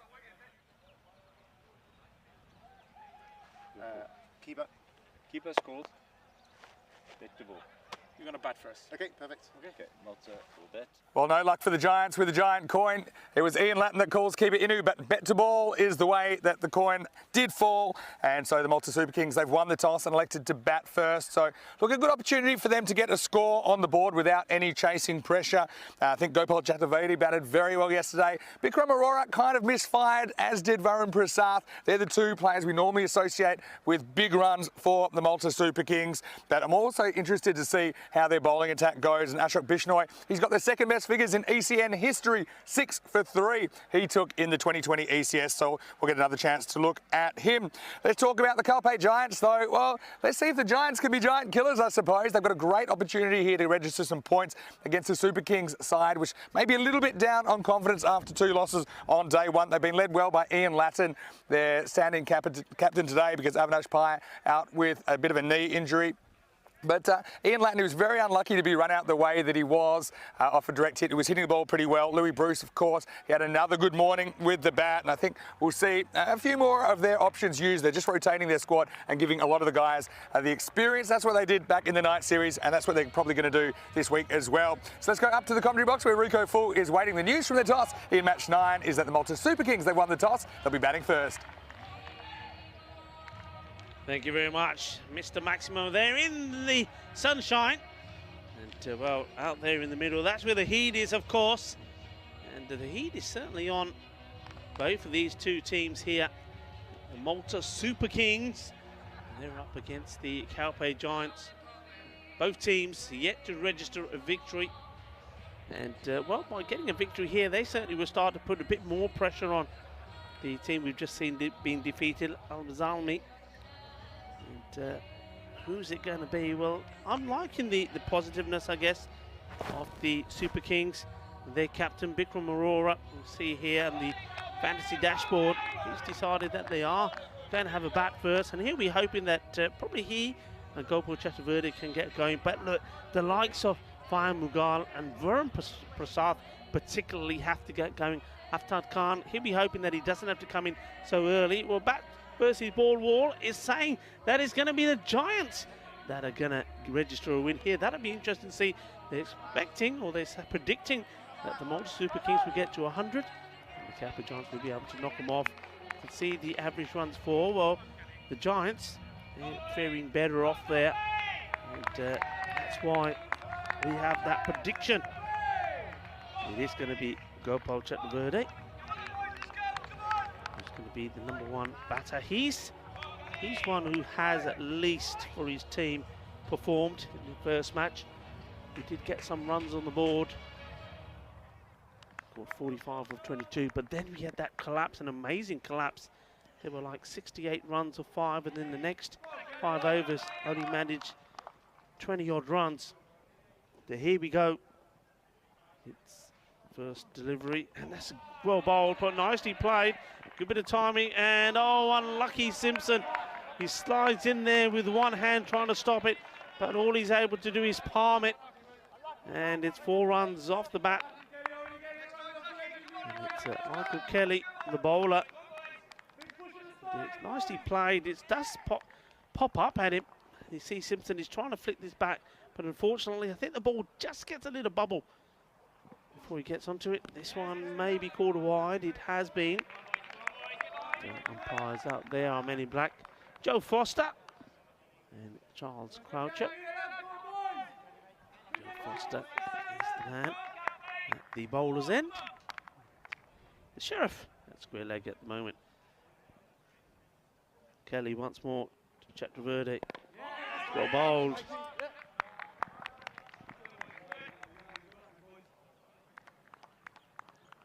Both these teams will be quite nervous, I would imagine. Be quite a bit of tension in this match.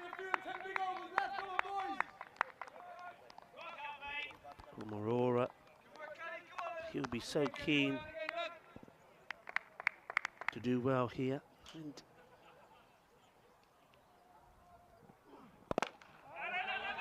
struck firmly down the ground for a single.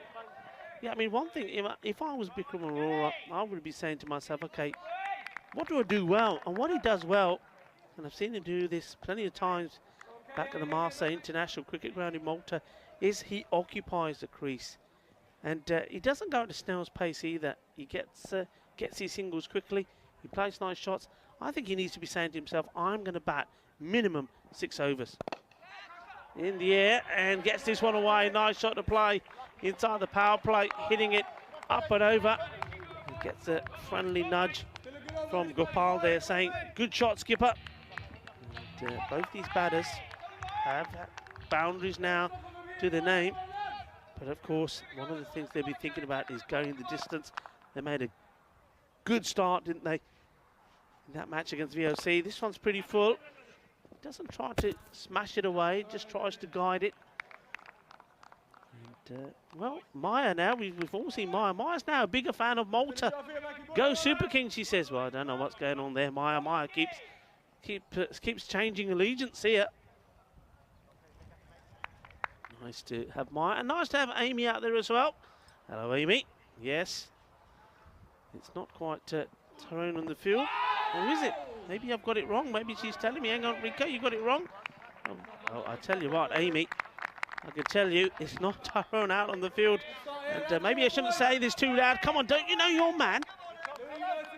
And, this is well bowled, but good running as well. This is what you're going to expect to see from Bikram.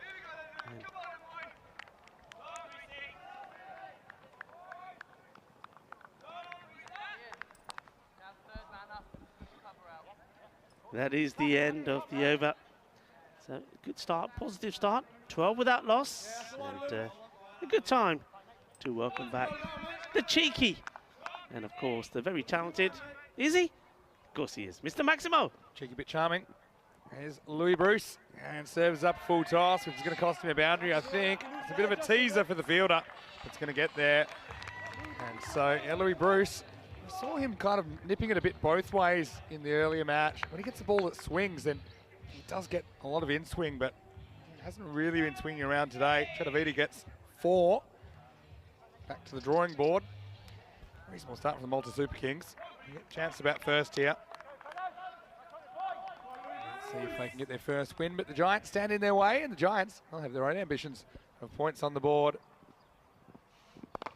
Full toss, and this is going to be 4 more. We just cannot quite find the handle at the moment, Louis Bruce. Yeah, too overpitched and just trying to get the Yorker length delivery in, but ends up being a full toss and got plenty of width on it. So Chatavidi puts this away nicely. That's fine. Well, not fine for Bruce, but not a no ball at least. Just needs to pull that length back a little bit. Chatavidi, good start from him. He's had a good start of the week, hasn't he? Looked good yesterday. Next one does swing a bit down the leg side.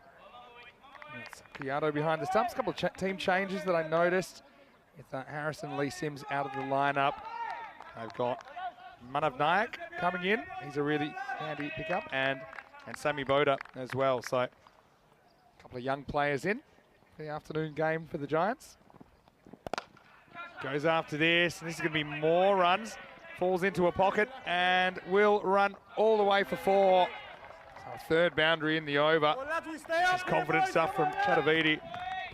So Giants feel like they just need a wicket to pull this one back at the moment. The Kings off to a flyer.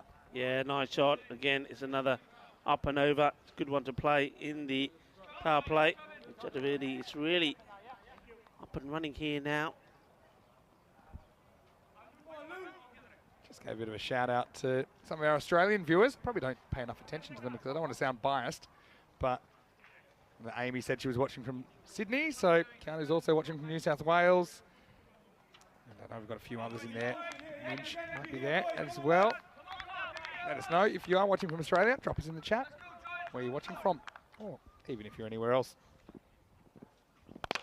Goes after this, but skies it, and he's not going to be able to find this one. And Kelly was looking for it. He just lost it in the sun. He ended up not being able to get back, so that's frustrating.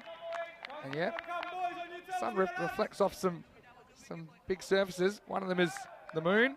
Another one, Michael Kelly's head at the moment. He's gone hatless, and he couldn't find it. Anyway. Difficult one because he starts coming in and then loses it in the sun, and then there's no coming back from that. Better ball. Better ball to beat it. A battle like Bikram Aurora. Bruce is capable of a wicket-taking delivery. Just have a look at this one. Pretty much the batter's view, the keeper's view. He's maybe just hitting the seam slightly and going away. Good seed. He's got to get out of the over. Now Bruce, last ball. Finds the accuracy by the end of the over, but still, that over is going to cost 15. And MSK, after 2 overs, they're 27 for no loss. And Rico gives us a great chance to look at the standings. So a bit going on. Remember, at the end of tomorrow night, we'll know exactly who's in the top 3, who's in the bottom 3. And at the moment, top 3 places, MSC Frankfurt, Austin Exiles, and PSC Rotterdam just sneaking in because Albi Zalmi's net run rate took a bit of a hit last game. Yep. These 2 in the bottom, but they do have a game in hand. So they're still able to qualify top 3 with some good results, I think. Super Kings, that's Fire Mughal. Showing this dashing logo on their lids, the old helmet. So this is, it's okay. Kelly comes back. Would love to pick up a wicket, wouldn't he, after mishap in the field when he lost the ball in the air. Sun in his eye. Nice to see Manav Nayak there, the youngster as well, back in the squad. And this probably will be 4 more. Once it gets past the fielder, it's you think you're catching up with it, and that's what the fielder there, Harry Scott, is thinking, yeah, I've got it. But you just never get there. It's 4 more runs. And this time it's Bikram Aurora that paddles this away before. Kelly tries round the wicket. Not so sure that's the tactic to these 2.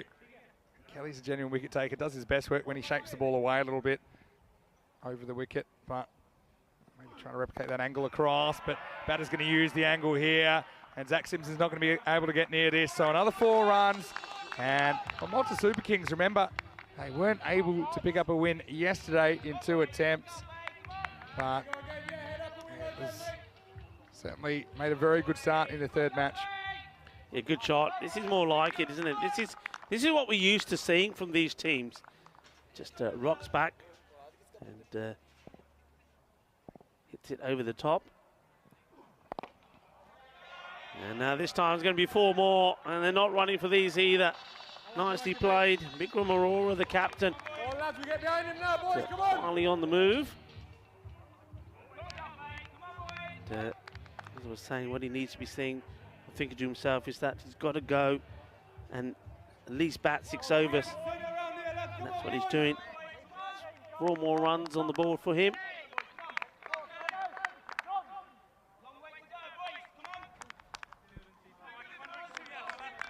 Kelly, just love to pick up a wicket here and make it all worthwhile, I think, if he could pick up one of these 2. He's got a couple of balls left.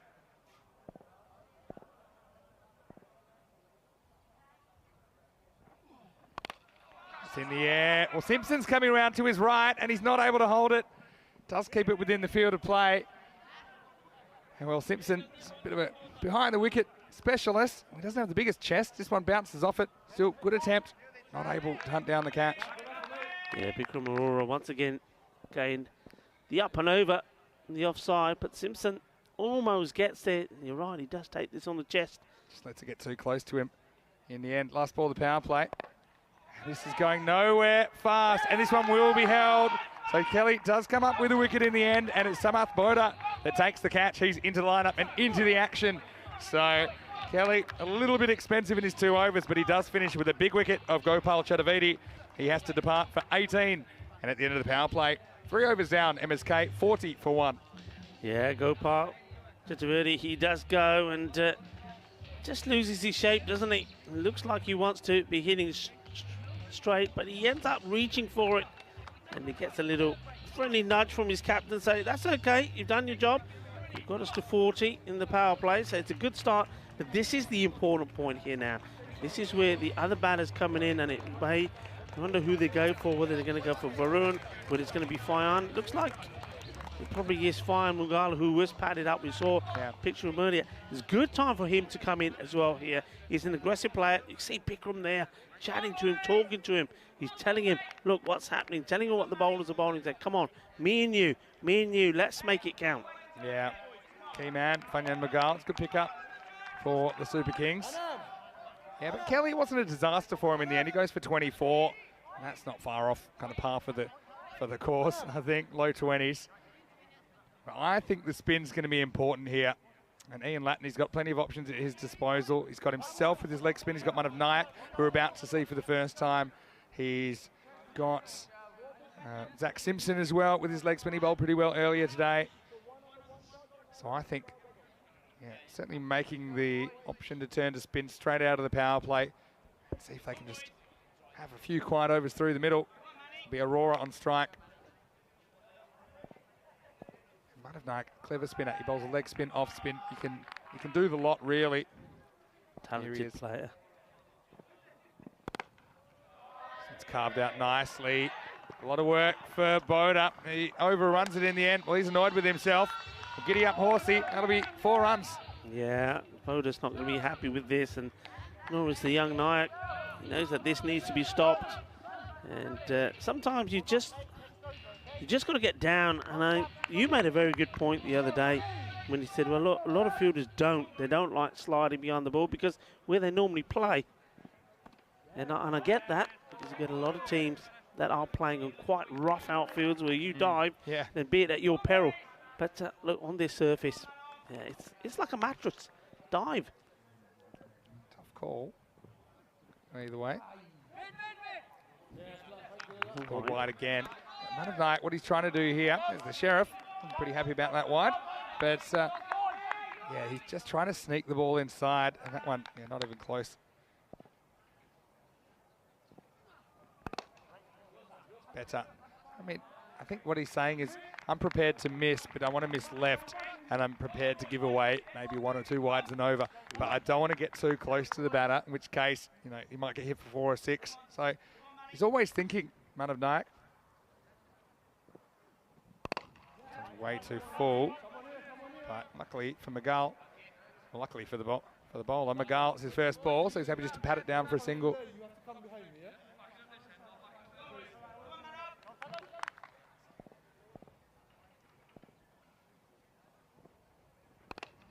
The other one, I think, and it's going to be held. Statue of Liberty play. Harry Scott, he comes up with the big catch, the big man. And so the youngsters combine. And Harry Scott, well, he'll tell you that was the plan. He went very early with the one hand, or you might call it the hand of hope, but it finishes the hand of success. Harry Scott with another catch. And Super Kings, they lose their captain, 48 for 2. Yeah, once again, he's opting to have this shot, playing it outside the off. But Harry Scott, well, he used to be a little man when he was a junior, from I remember him. But he's shot up a little bit since then, and it's a good job that he has, because he stands tall, sticks the hand out in the air, and the ball buries itself in the palm of his hand. And, well, that's a highlight for the youngster, isn't it? That's one that he'll play over and over again to his friends. And that's what I love about this European Cricket Network. I mean, once it's out there, it's there forever. He'll be showing that. There he is there.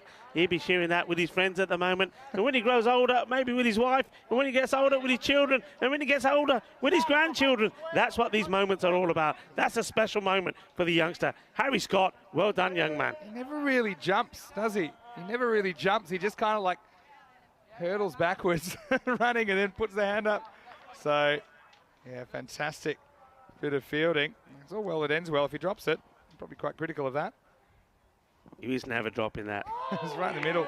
And well, his mum, Selena Jack, she's watching from the UK. She'll be really happy with that. I'm sure that his dad, John, and his brother Josh at the ground here, they would have enjoyed that one too. What a good moment. Nayak, last ball. Just patted down. This is Varun Prasad now, left-hander at number 4. And that's the end of over number 4. Score on Super Kings, 49 for 2. Once again, we see the Culpe Giants, a side not afraid to change the pace of the game, turning to spin, and that certainly worked. It was clever bowling by Manav Nayak. Yeah, he's a good, I said before when he came on the bowl, he's a very talented player. We've seen him bowl well, we've seen him field well, we've seen him catch well. And he's going to be a star of the future. But why? Of course he is, because he's got his father, Samir Naik, who works with the juniors here for Costa del Sol. Well, he assistant coach of the national team now, Samir Naik, also former representative of the United Arab Emirates.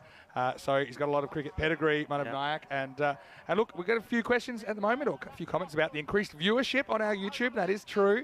But you've got to remember that the YouTube is just one of the platforms that ECN goes out on.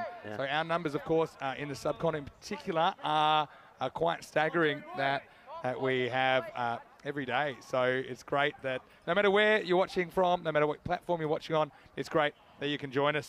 As we see a no ball that gets whacked away. It's worst case scenario. Joey Marples into the attack for the first time in the series. That's the batter that was on the attack. That one's gone for 7. Yeah, I mean, look, this is a very, very, very important shot for Varun Prasad. He needs something good to happen for him.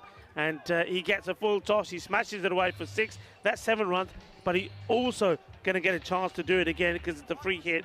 The pressure on Marples, the bowler. But for somebody like Varun Prasad, who has really struggled since he's been here at the Cardamom Oval, this is an opportunity which you can take. Well, I'll tell you what, get out of there if I were you. Leave it alone. This is There's the snakes ECL. in there. This is the ECL. You don't have to find your own balls anymore. Those days are gone. Come back and join us. We had a couple of... It's like, you know, when people get lost in the woods and you find them after about 3 days and they might need a good meal. Yeah, leave it to the men Of in the yellow. youngsters. They've got the harpoons. Simpson and Boda. Oh, tripping over the snakes. This will be a free hit coming up. Marples doesn't get that first one right. This is better. And it just swings inside, so gets away with a free hit. See how Marples can come back from that first ball, which wasn't a good delivery. Prasad is the master of hitting those high balls for 6. He even hit one accidentally last year. Oh no, this is going to be another no ball, and this could be trouble for Marples, because that's the second one of the over. It's going to go for 4, and I'm a bit worried that Marples, that might be all she wrote, because that's 2 high no balls. The umpires come together. It's always hard coming in new series. That's 2 that he's directed at the body of Prasad. He hadn't had too many problems sending him away, but yeah, in this form of the game, I think that Marples might not get to complete his over. Yeah, I mean, it all depends on whether the umpires feel that they were both dangerous and... Yeah, he's got the message now. Yeah. That's disappointing for Marples. I've got a lot of time for him as a cricketer. He just gets a couple wrong. Got to admit, that is the rule, and I think it's a correct decision from the umpires, but you know, I think maybe at this level you should be allowed 2 and then maybe the 3rd. What do you think? They're not particularly... there's nothing deliberate about that. It's not deliberate, but they are dangerous. They both are. And if they're dangerous... Dangerous for your bowling figures. And if they're dangerous, and you've been given the warning. So the warning would have been given after the first one. And therefore, yeah, there's really no option. You've got to follow the laws of the game. And, yeah, he has to come off, which is unfortunate. Chance for Harry Scott, though. He's running hot. Starts with a wide. That's right off the end of the fingers of Kayado. That's going to be annoying for him. It's always hard as well. Harry Scott's coming in, hasn't really warmed up. Well, not only that, when he does bowl the legal delivery, it's going to be a free hit. So this was a free hit. It's a wide, so it will still be a free hit. Let's try and hang in the game here, Giants. He goes straight, and he goes large. Maximo! Well, Prasad, he's one man. If he does get going, there'll be no stopping him. And he gets a free hit and he dispatches it. Now the score running away from the Giants. Kings past 60 and climbing. Yeah, I mean, they've been here before, though, the Super Kings. And it was right about this point when things started going backwards. So these two have to see it beyond this. Better. You just got to shake it off. It's the hard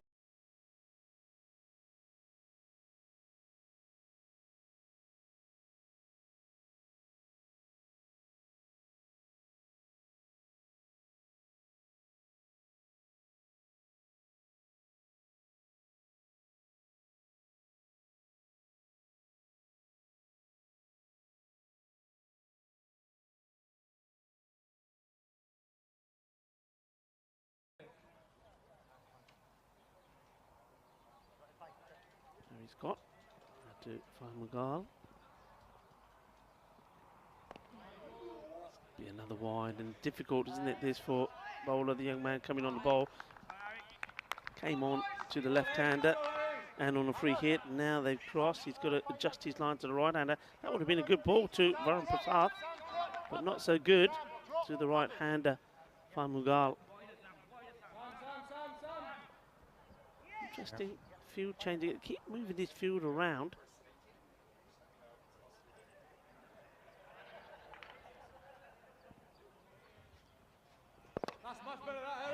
Small bowled. I think Scott probably going to be used possibly again now that Marples, I think they were going to him as one of the bowling options. Maybe, may or may not get another over. I mean, they've still got a lot of spin options they could use. Haven't seen Cows either with the ball.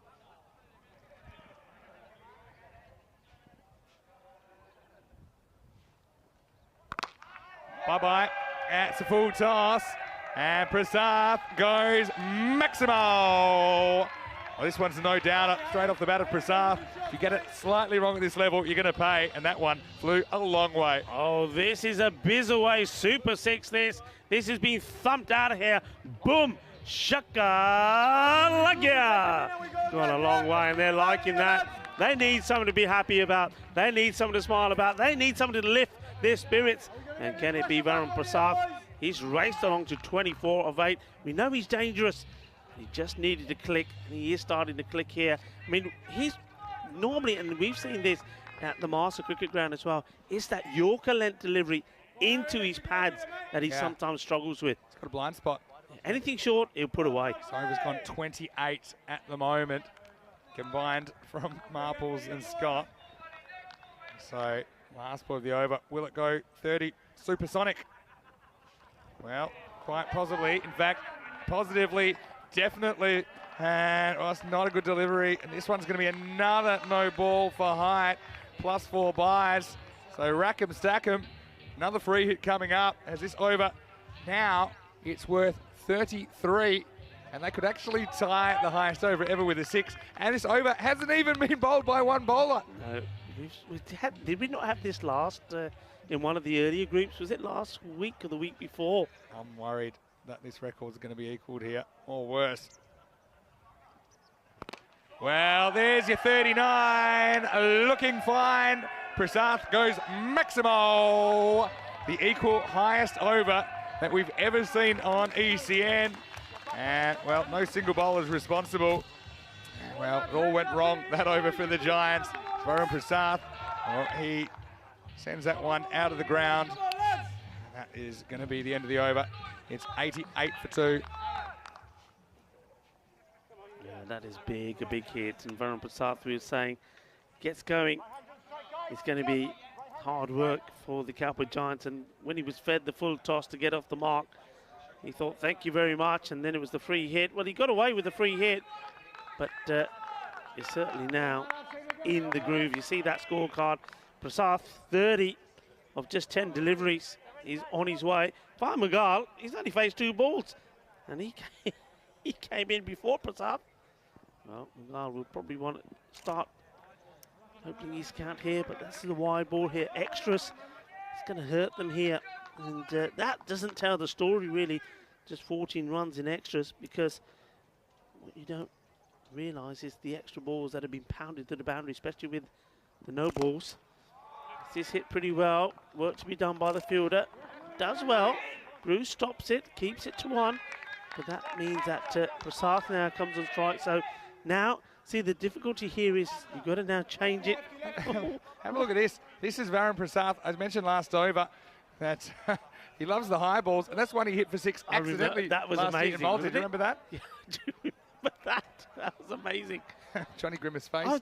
I just saw that at the corner of my eye on the screen. I thought, what did I miss? What happened here? Are we back in Malta? Oh, this one's hit, and it's going to be 6 more. Maximo. Prasad, well, he's liking what he's seeing at the moment. Tough matchup for Nayak against the left-hander. And Prasad, now his confidence up. He's really difficult to bowl to. Yeah. And remember, it was Prasad and Bikram Arora. They hold the world record T20 international partnership for the 4th wicket. Right now, Prasad, he's going large at Cartomania. And got to stick with it here, the youngster. Just got to think about it. He's got his field in the right place. Just hoping for the miss hit. Well, this one's up in the air. Where's this going to end up? And it goes over the fielder. It's another 6. And he's racing away here. That takes him to 42 of 12 deliveries. And, well, I did say to many people, don't forget about the Malta Super Kings. They are another team that on their day, when they perform, can really cause a big upset. They needed something to happen after 2 disappointing matches. Well, it's starting to happen here now. Varun Prasad is looking good, and he goes again, and where's this one? It's 6 more! Balle, balle, balle, patake chal pe grande bitch. Patake, patake, patake, 6, 6, 6. Shaka, shaka, shaka. It's party time. It's Cardamania's time at the Cardamom Oval. I feel like Manav Nayak is caught in the crossfire here. It's like the last over got Varun all revved up. Now he's just trying to hit everything out of the park. He's on 48. And he wants more. And he's going to get more. That is a power strike from Prasad, who brings up his half century in only 14 balls. What a display of hitting. Oh, this is awesome. Absolutely awesome. Well, the fireworks have started, Mac. Because,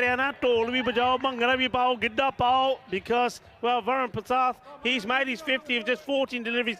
Kinni achhi batting. Bahut badaiyan Varun Prasad nu apni half century bana li.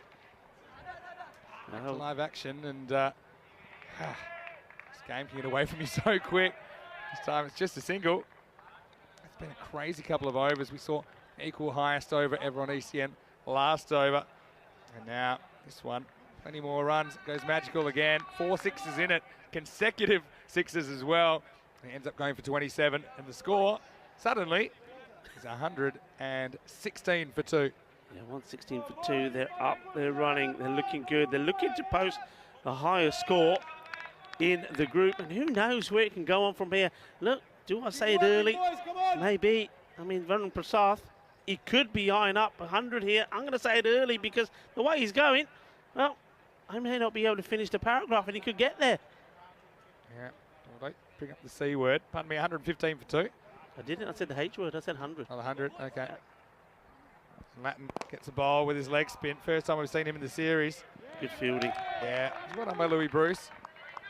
Jeez, you've got to say, it's been really exciting innings from Prasad, hasn't it? Fine Mughal has only faced 3 deliveries. He came in before him. He's been watching at the other end and admiring. Well, needs to get out of the way because Varun's on fire at the moment. Here's Latin. So he does. Smart batting, I think. Yeah. I mean, I just think what the Giants would want least is to have to bowl to Varun again. And Mughal, even though maybe that's one he often tries to whack out of the ground, you don't want to sky out and get out at this stage. I think you want this Varun show to last as long as possible, even the time it would take to replace the batter. It's good batting. Goes with the offie this time. The left-hander. Sammy Boda cleans up. It's the first time we've really seen the Giants looking, I don't know, a little bit clueless about where to turn next. It's all because of some of the great thing we've seen, and we know this Malta team, they've got a bunch of talent. They underperformed on day one, I think, by their own standards.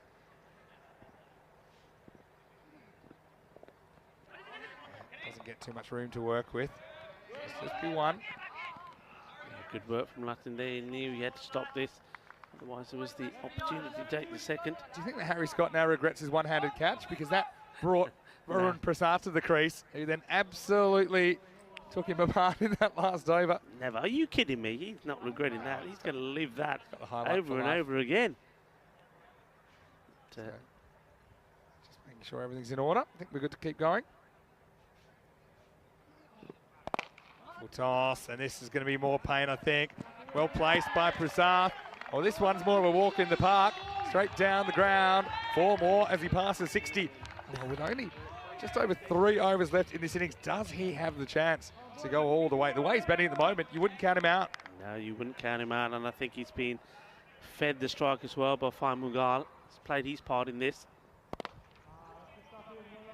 It's one here, so we'll retain the strike. That's part of it as well when you're running hot, to have more of the strike, so that single allows it. Another fairly productive over, although for Latin, gets weight off pretty lightly. He only goes for 9, and the score is 124 for 2. Let's have a look at this ECL, and you can see Brescia CC winning last week. It was a bit of a surprise seeing they came all the way from 4th, but they certainly came home with a wet sail. They'll be joined by a winner from Group D, and then next week we've got our final 6 teams to come. RKBS Krijnhout from the Netherlands, as well as Farmers from Jersey, Paco Care from Spain, the host country, Marlow from Portugal, and then we've got Yek or GEK from Corfu in Greece, and Punjab Lions Nicosia from Cyprus. So we will still have plenty more new players to look at before this ECL is over. There's another high ball. I think this is going to be called. It's gone all the way. Maximal. Yeah, you got to call this for me. That's too high. And you can see the batters looking at the umpires. He's saying, look, I know you're sick of calling these, but a no ball's a no ball. We'll have a look at it from side on. And yeah, no, he's a tall man. Yeah. I think you got to call that. It's too high. Honestly. And Boda smashes another one away. Well, sorry, Boda gets smashed away, say. Varun Prasad, I think he's on his way. They have called. I know he's a tall man, but I think, you know, just the way he plays it. Yeah. That's high. So free hit coming, so he's on his way into the 70s now. Oh, free hit as well. How many free hits has he had in this innings? Jeez, I've never had that many in my life. Probably the 4th, is it? Oof. But he's almost into the 70s. He'll be looking to get in the 70s with this one. Boda gets him to miss Q1. Good catch taken by Nyack. It won't count, but that's kind of a win for the Giants. I think that must be Samir, his father, somewhere saying, yeah, not realising it's a free hit. There's someone on the field, I think. Didn't realise it was good catch, though. Prasad was a bit annoyed with himself. Took a long time to get going. He moved to 69.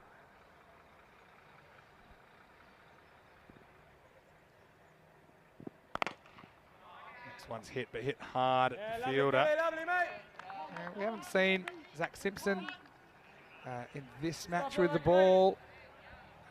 I think there's certainly a kind of policy in the Giant to try and share it around as well. How far they travel to come to a game and stuff within the 2 games. I think Simpson did get his 2 overs last time.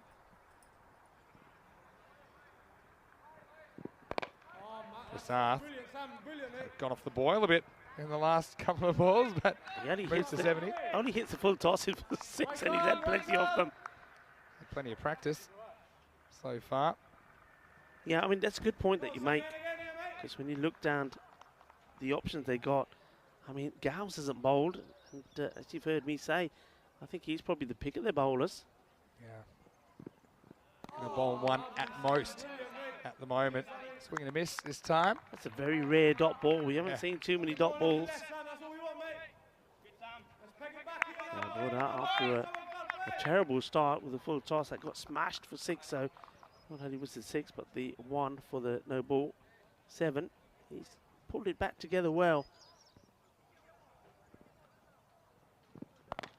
Fine, Mughal gets hold of this one. This is his shot, and he decides, well, I'm not giving the singles anymore. This bounces over onto the roof there of the stands and goes down to the other end, but it does come back. Well, somebody's got a good arm over there. This is 6 more. Boom! Shaka Lagya! Mughal decides it's his turn to register a boundary. It's been pretty brutal hitting from the Malta side.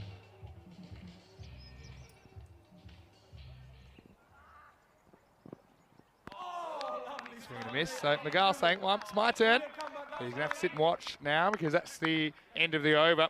Crossover. 8 overs down, 140 for 2.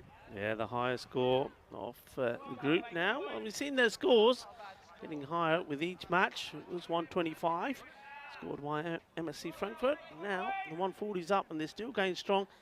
You can see that's quite a healthy looking worm there, wasn't it? See those 2 wickets pretty close to each other, but then after that they had the acceleration. Slight blip, but that man there, Varun, is on 70. So 12 deliveries left in the innings. And he got to his 50 of just 14 deliveries.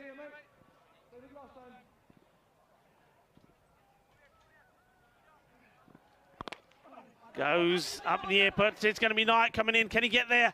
And, oh, I think this one may have been the sun again. He goes a long way up, just not able to hold on to it. Well, he held on to the one. That was a no ball, but not this one. And Prasath does come back for 2 as well. Unlucky. Goes up a long way. Slice as well. So this is spinning as well. Does really well to get there. And you can see there, he's just slipping as well. Gets off balance, not able to hold on to it. And this one's hit pretty well. And it's the same fielder. Makes the stop, but he just gets a single. That's a win. And I think the Giants know that the big man is probably eyeing up a big score. Wants to get to the 3 figures if he can. But at the moment, I think Latin's bowled really well. Nice and tidy. What does Mughal do here? Does he go for the big shots himself? Well, he tries, but it will be a single. And Prasath in the group so far is now also registered the highest individual score. And what a way to come back with a bang after some disappointing innings. Been trying to reconstruct that over of 39. Eventually, I've got my accountants back to me. I'll tell you what happened. Yeah, we'd like to hear about that one. Well, this is up in the air. Where's it ending up? Well, it's going all the way over. Vale. 6 carreras más. Manos arriba, árbitro. Porque eso es 6 carreras. Running out of time, but this will help as far as the 3 figures is concerned. Latin spinning into left-hander, makes it tough. He's hit well on the offside as well as the leg side in this innings.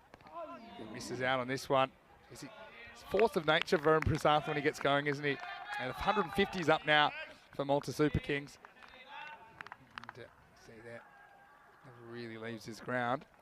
The last ball for Latin.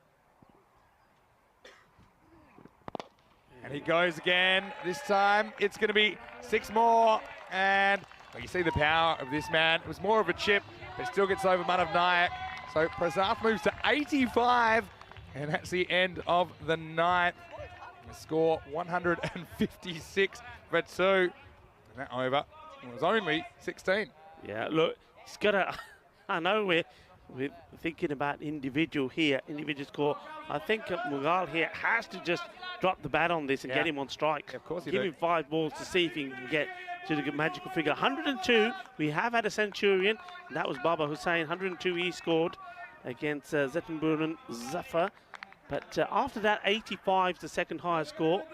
And that was by Taranjit Singh. So he's already joined with that. So Charles is going to have the last over. Got pretty well earlier. See what Mughal's approach is. Yeah, that's good team play. Yeah. I think Alfred C drop and push for 1 from the number 3. Doesn't want to bowl that length there to Prasath, does he? Oh yeah, I mean the wind as well is assisting the down the ground shots. I'm going to go back to the over before. That was an equal record. It was back in the 5th. Might take me more than 1 ball to read it out. I think it probably would. Just wait for this 6 and be right back with it. 6 are out. There you go. That's out of here. Maximo Prasath into the 90s. He's not looking nervous. He could do this, you know, with 4 balls remaining. He's 91 as Malta Super Kings pass 160. Varun Prasath has focused as ever. And I know he can feel it. He's trying not to show it. He's into the 90s. Farhan Mughal has been there all the way through. What a partnership this has been as well. I'm gonna cut you off again. And won't have time to get through it. Oh, wait another ball. Glad I'm not bowling. Be a wide. Give me a chance. Okay, this is over number 5. No ball plus 6. Dot. I worked out there's a dot ball in that over that went for 39, right? Really? So no ball 6 yet. Marples, the second one just snuck inside the wide line. So no ball plus 6. Dot. No ball plus 4. That was the end of Marples. Harry Scott comes on. Wide 6 1. Wide 1 6. No ball plus 4 and 6. Count him up. Hey, can you get back on strike? Does he want to take this one? Oh, he's. Oh, well. Would you take that? I wouldn't take it. I think you got to take it. Nah. Yeah. No? I wouldn't take it, no. Fair point. I mean, it's also about being unselfish. But I think you can still get it back here. Mughal, now what's your approach? Yeah. Takes one. Clever. There's a bit of excitement around the ground here, and it's been such a crazy innings from Prasad. And, you know, I do say, for such a good player, he misses a lot of balls, right? But when he's in, you just can't bowl to him. He's been really good off those full deliveries, driving length. Now I don't think, well, he probably will take one because he won't be able to get one anyway. 2 balls. He might hit a 7, you know. He's hitting that well. This one's going nowhere. So now, well, he has had about 5 no balls bowled, and he hit for 6 in this innings. Still, it looks like he's going to fall just short of the ton, but what entertainment. 166, high score of this group so far. Well, it is Prasad. They've bowled a few no balls at him. If this is no ball 6, game back on. Last ball. And he's going to get more runs here. And that's going to be 6 more. Well, I think he scored this exact score before, you know, 98. And he did score that, I believe, in Malta. So he finishes 98 not out of 31 balls. That is supersonic stuff. And now, Schoolboy Giants, well, they just have to sometimes acknowledge that was a top innings. And good sportsmanship from them as well. Of course, called in at short notice, and they have applied themselves well so far, but they had no answer to Hurricane Varun when he came in at number 4. He turned this match around very, very quickly. Yeah, he certainly did, and he's shown you, and he's shown the world just what he can do, Varun Prasad, and he's shown you just why he's right up there in the those partnerships for T20 and in terms of individual scores as well. When he's in flow, he's so good to watch. He's such a talented batter, and while Maya is enjoying it, he's doing a bit of the screaming out there, and 1 or 2 others enjoying what has been a magnificent knock. But take nothing away from Fire Mughal as well. I think his role in that partnership was instrumental as well. Yeah. And what a partnership it was. They came together with the score at 48. Yeah, getting a lot of pats on the back, Fanya Mughal, for his role in that as well. Very unselfish. They had the runs on the board. It's just a matter of whether Varun Prasad would be able to reach the 3 figures. Well, let's just say the Giants had a couple of highlights in this innings, but there was also a lot of carnage, as it was the Malta Super Kings. After a disappointing day 1, they were piling on the runs here in match 9. Yeah, they certainly were. This one goes up in the air, and it could have landed anywhere. It wasn't to be, and that was Aurora. Simpson was trying to catch him earlier as well. Doesn't get there, and this one escapes. And at this moment in time, you thought, well, maybe it was going to be those 2, Aurora and Couple Chataverde, that were going to do the damage, but it wasn't to be, because that was the first wicket. But watch out for the second one. One an exceptional one was this is Boda. He didn't have a good time, and young Nayak comes in, and there's the catch. The 2 youngsters combining beautifully, and what a catch that is. And well, there was maybe a little bit of concern perhaps at that point, but then, well, who comes in? And it's the giant. It's the hard-hitting giant.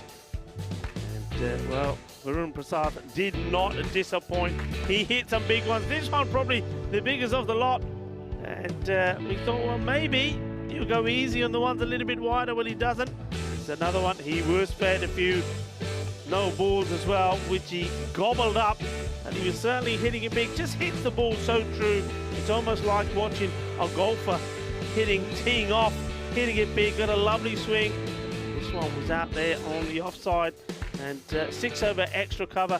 And finally, those guys out there, they had something to cheer about. He just falls a couple short, and I called it, didn't I, when he just got his 50. I said, the way he's batting here, I can see the 100. Well, he was almost there. 2 runs short. He run out of balls. You just think if he just had one more delivery, he certainly would have got to that landmark. Well, that's a little bit more like it, isn't it, from the Malta Super Kings? And I know a lot of people, a lot of the Malta supporters out there will be happy. Johnny Grimmer, he'll be jumping up and down as well somewhere. And, well, they were given a much better start. 40 was the score on the ball when the first wicket fell. And that brought Fire Mughal out there. But he didn't face too many deliveries because Varun Prasad came in and he clobbered the ball all over the place. He is the master blaster from Malta. And he finally got into the groove here at the Karma Oval. 172 for 2. Well, there's going to be a bit of carnage when you have a look at the bowling figures. So youngsters, look away now. And here they come. And number of bowlers we used, 8 in total. Look, first of all, the highlights. I think Ian Latin bowled really well. He did go for 25, but one of the most expensive there, Nayak. But he did pick up that wicket, and there was a wicket also to Michael Kelly, the opening bowler. But they tried many options.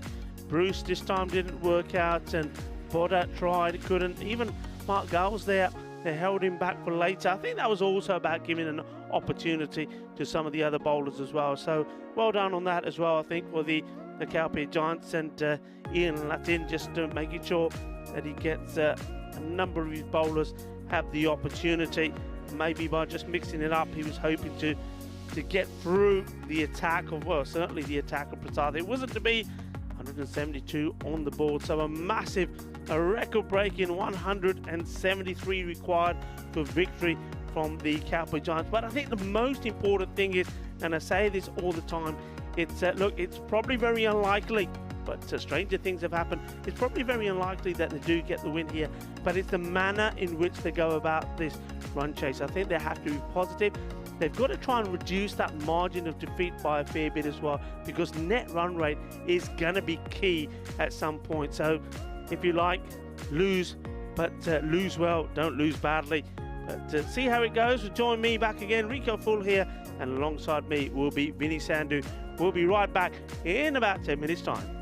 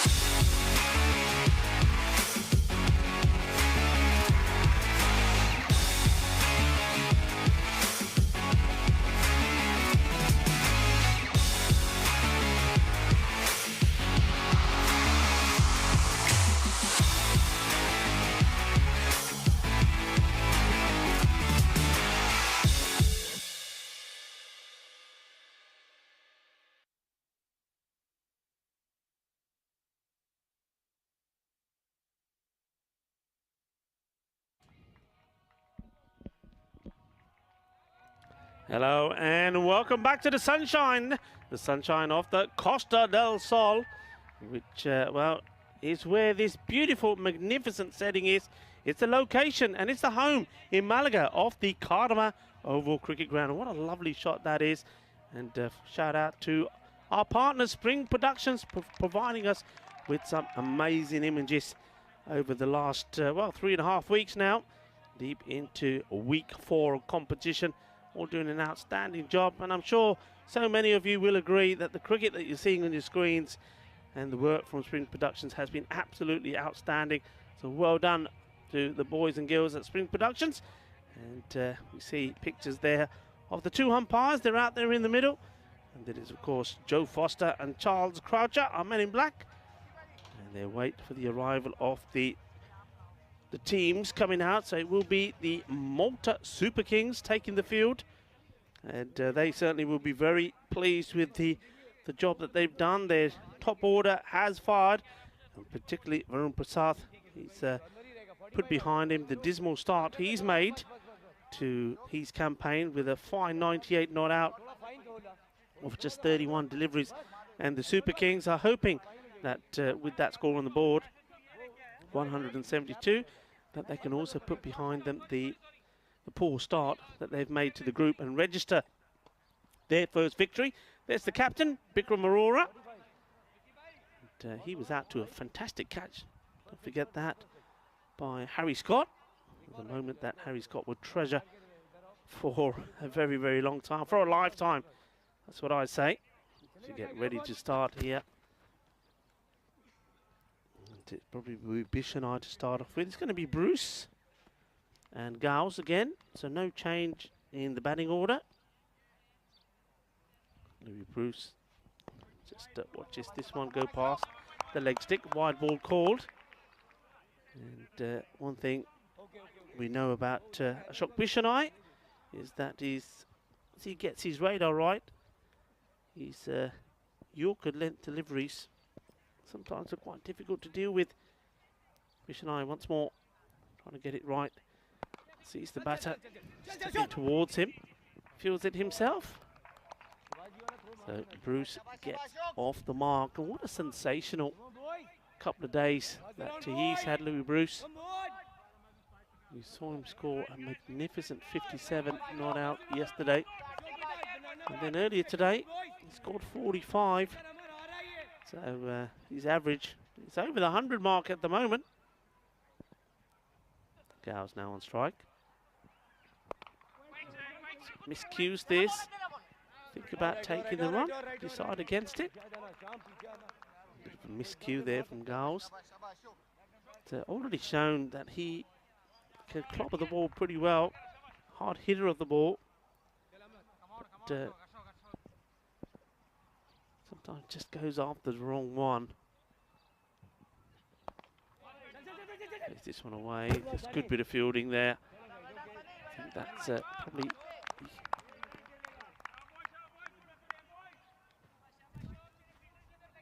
Just diving forward and stopping it. Nicely done. Shabba Shabba around the ground. They want to put in a good display here because, look, a good win will certainly help them in the net run rate, and with other teams on similar points, they could easily leapfrog them on net run rate. So still, Malta Kings have everything here to play for, and even though they would think that the win is in the bag after producing such a good display with the bat, it's about winning big. And the Kapri Giants will there be looking to do the complete opposite. They'll be wanting to make that margin as low as possible to help them. This has been hit straight into the hands of the fielder. It's a good catch. Doesn't really get any power in the shot. And that's nicely taken. And, well, good little catch. He's got, well, he's happy. He's jumping up and down with joy. A nice catch taken. And that's Ishak in the action. Touches this well, runs across, and look, you can see where he ends up taking it. He's literally right sort of behind the stumps there, so he's made good ground. to get in line, and the wicket does go, and it's a big wicket. It's Louis Bruce who falls this time, not able to recapture the sort of form that he's shown earlier. But this now puts a little bit of pressure on the other batters without Bruce there to sort of stick around and maybe play out half of the innings, getting to his 40s or 50s. Somebody else has got to step up to the mark. The first wicket down. And it's the catcher's taken, pardon me, by Justin Sharju, who's the sub at the moment. More information in a second about who may be off the field. And I don't see the tall figure of Prasath, so I think that Prasath might be off at the moment. I'll get back to you on that one as we go back to the action. This is played straight down the ground. Take a single. Yeah, Varun Prasath is not on the field, so it is Justin Sharju that's on. So good catch there from Justin Sharju.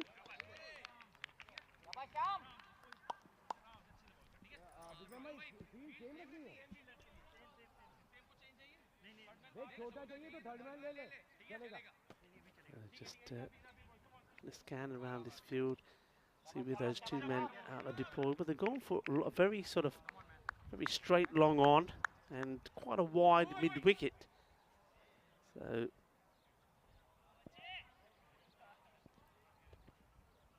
4 for 1 at the end of the first.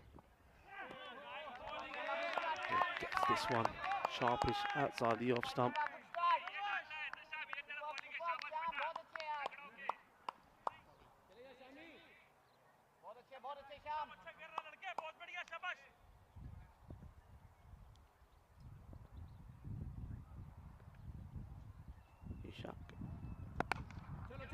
He played. Oh, that's really well stopped.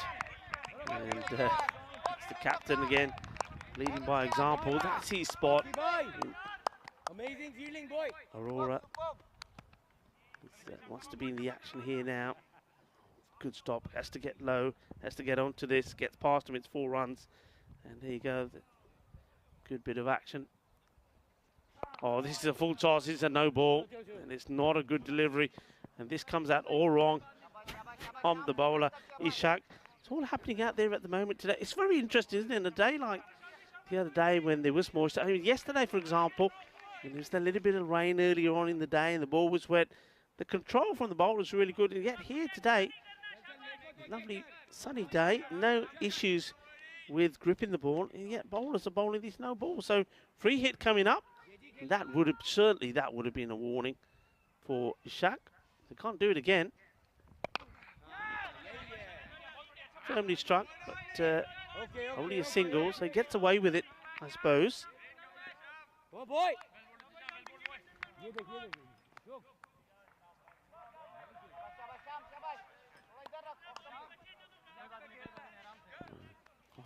Off stump, it's been shouted, get it on the off stump. Long way up in the air, shouts to catch it, but I say good luck because this would be amazing catch. Oh, that's going to be 4 runs. I think his feet are over the rope when he's touched this.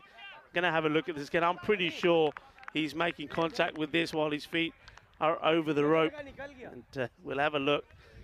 And I think it's the rock star. Here we go. It goes up the air a long way. I think if he's alert enough, he can flip this back. See, it bounces here. Watch his feet. Yeah, that foot surely is planted on the ground.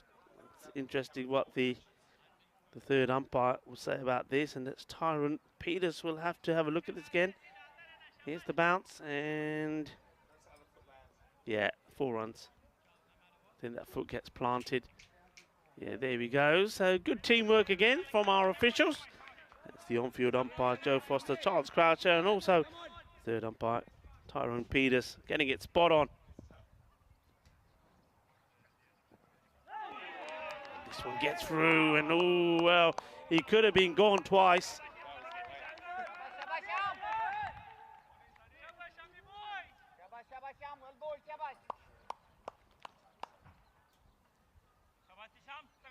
The ball doesn't miss by much, but I think the return from Aftab Can't. Almost has him.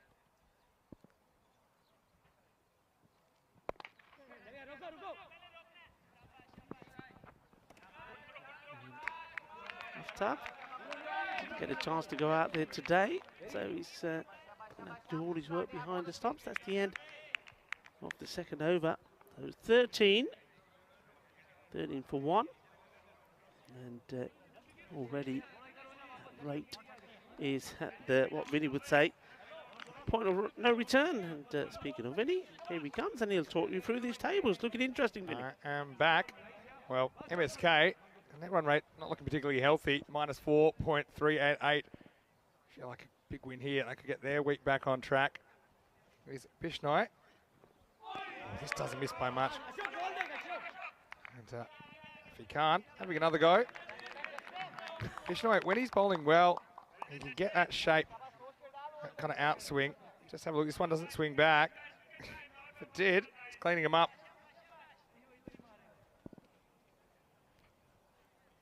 Once more, this time slightly shorter. Vinny, why don't we just remind people of why and how we got to know about Bishnoi? Remind of that match back at the Mars International Cricket Ground. Yeah, well, he has the second best bowling figures in ECN history. With the best of the entire 2021 season that saw us cover over 1,200 matches. Yeah, it should be straightforward. It should be, but he has a little wobble. It goes one way or the other, but Chaturvedi just take it eventually. Well, his heart was in his mouth. And if he dropped it, I think Bish and I may have had other ideas about what he'd want to put in his mouth, but he does take it, holds on to it, and another wicket goes down. It's sort of a half-hearted shot. Doesn't really get, he takes himself away from it, so he's not able to get power in the shot. There you go, he's third time lucky. Un, dos, tres. That is Gopal Chaturvedi. That takes the catch, but yet it's off the end of the bat from Carls. So can't blame him trying to go over the top, making the most of this field that's fairly up, of course.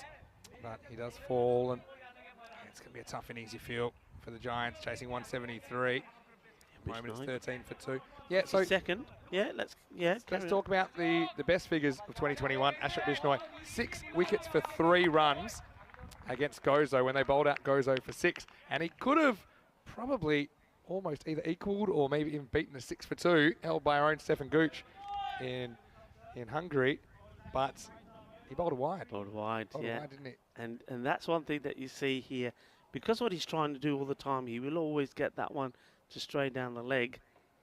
And that cost him on that day. And that's that one to see. And that's nicely played. He's got plenty on this. Nicely timed shot. Doesn't try to hit it too hard. This is all about timing, all about placement. Go and say it in Punjabi. Vinny Sandhu, here we go. And I'm teaching you well. Getting me there. I'm appreciating the lessons. But another way we'd say it in this part of the world, cuatro carreras, and it's all timing, wasn't it? Yeah, pure timing just helps a long way. But that's the one we're talking about. That's the one that he strays down the leg side. And he does do it quite often, and that's what lets him down, really.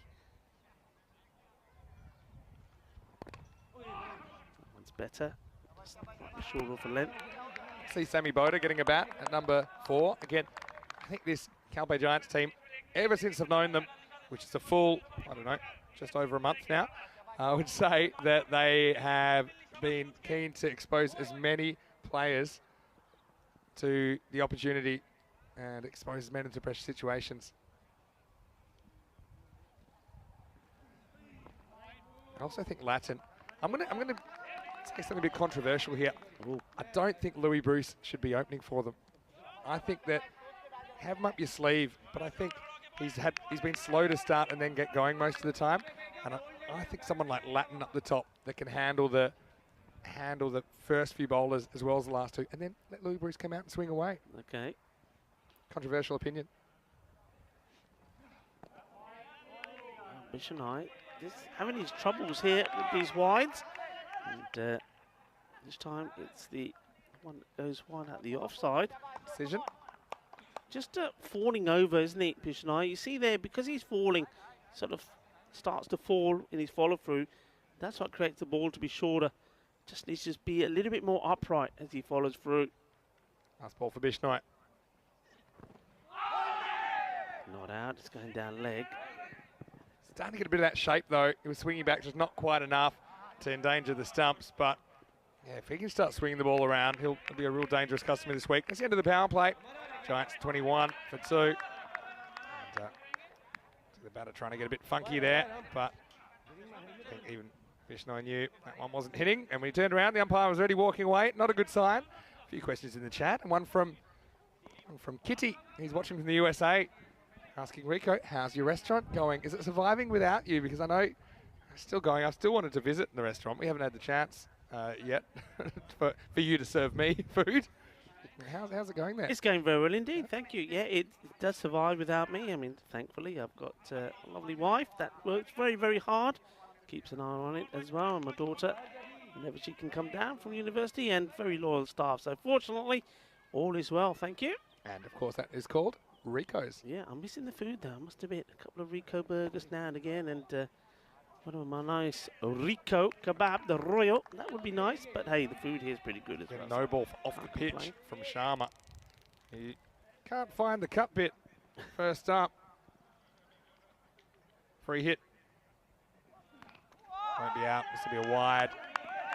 This will be a wide. It'll be changed here. And this is funny because Joe Foster's given it out, and then Latton's looked at him, and he doesn't look nervous at all. He's just waiting for him to change his mind. So he's going to get another free hit. Haven't we had some funny free hits today? We've had one that went for 4 byes off the top of the stumps, and now we've had a free hit that's a wide that essentially Afi Khan has wasted everyone's time by taking the bails because now he's going to set it up. You can't be stumped off a free hit. No. And, well, we have some amusing moments there, and good practice. Smile on Charles Crouch's face there said it all, but yep, not out. This one will be. This will be another wide. I think it is another wide. Oh, but it's still another free hit. Yeah, of course it's another free hit. Yeah, okay, free get hit your pen and paper out, everyone. It's meant to be the most simple form of the game. We've had some of the most complicated things you can imagine. That's a wide, I think. Yeah. Right over the line. I just see that it's. He didn't really quite spread him, did he, Mr. Croucher? So I wasn't sure. I've got a what question he's for giving you. me. Go on, tell me. Is he on a hat trick here? Well, we've never seen it before, so why not? We haven't seen it, and now we've got 2 and 2. Third time lucky, get some contact, and in fact this one splits the gap, and this has gone all the way. Maximo. Well, that free hit goes for 8. It does go for 8. Listen, I think Charles Croucher, I think he's one of those, you've got to wind him up a bit. Look, even when he gives the 6's arm, just take that angle. It's like, what do you call that one that the ballerinas do when they go around with the arms like that? I don't know the terms, but I know the one you're talking about. He just needs a little crank up and get those arms straight. But he's got tired arms. I mean, how many wides has he had seen all this over already? And no ball. Good point. Oh, he's going to have to put him up in the air. Let's go for it. Come on. Get him up. Get him up. Arriba, arriba. Así me gusta. 6 carreras más. Yeah, it's almost like Latin knows, all right, I'm on the rack here. I can be out now, so I'm going to have to hit this one a bit harder. And yeah, he hits that one well. And he gets this one high, and the wind at the moment, for the most part, this game has been assisting those shots down the ground. That one really flew. Good shot. We had an over that went for 39 before. But will we see something similar? Maybe not. Just has to hold some legal deliveries here. Sharma. I have to tell you, well, you were with me. I need to tell the viewers about our little pit stop last night on the way home. Firmly struck. Yeah, we did. And it was an amazing one as well, wasn't it? It was really good. I mean, everyone knows I like trying out the local delicacies. I'm a big fan of the black paella here, the squid ink paella. It's one of my favourites on the weekends, but I discovered something new last night. I thought he was going to fall over when he hits this. He almost does, but he splits the field perfectly. 4 more runs. So the score moves on to 41. So, I mean, this is a good sort of fight back, really. I mean, look, the match, as you know, is probably, well, you'd say probably out of the question, but stranger things have happened. But he's played that a couple of times. He hits it, and then he goes down quite hard on his knee. But I can see why what you're thinking is about Bruce and changing up slightly. Yeah, but come on, tell us. Good option early. Tell the viewers. I know. 41 for 2. Is that where we're at? 41 for 2. Up 4 overs. So we're on the way home yesterday, and then someone tells me about these things called empanadas. Empanadas, right? Empanadas, Something yeah. like that? Empanadas, muy bien. And suddenly it appears empanadas.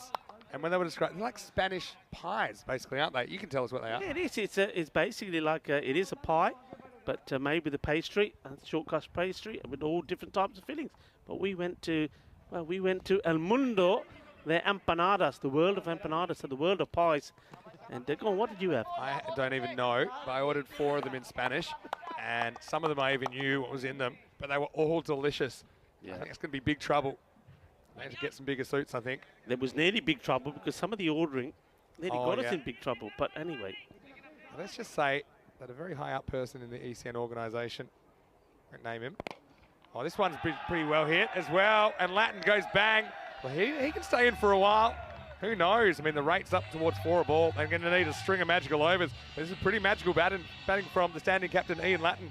yeah, he's hit this really well. Good timing, and it goes all the way up there, all the way up. I mean, you're saying somebody who's pretty high up. Well, this guy's pretty high up, perfectly timed. And once again, gets that knee down and says, "Shakawi Mari, many 4 wicket to the." That's well struck. Yeah, so someone was trying to order chicken in Spanish, and they were mispronouncing it slightly, and they were saying it, just saying a word that means something a little bit risque instead. And is it going to be 2 and 2? Yes, indeed it is. And the fielder watches it go over and says, "Can somebody pass me the ball, please?" And this is a nice shot. And the thing I like about these hits is he's not rushing them. It's just pure timing. And he's got the power, he's got the strength. But you see this, and this one, he's hitting it off the back foot. That's a really hard hit. Yeah, it's good padding, isn't it? Timing, 32 off 13.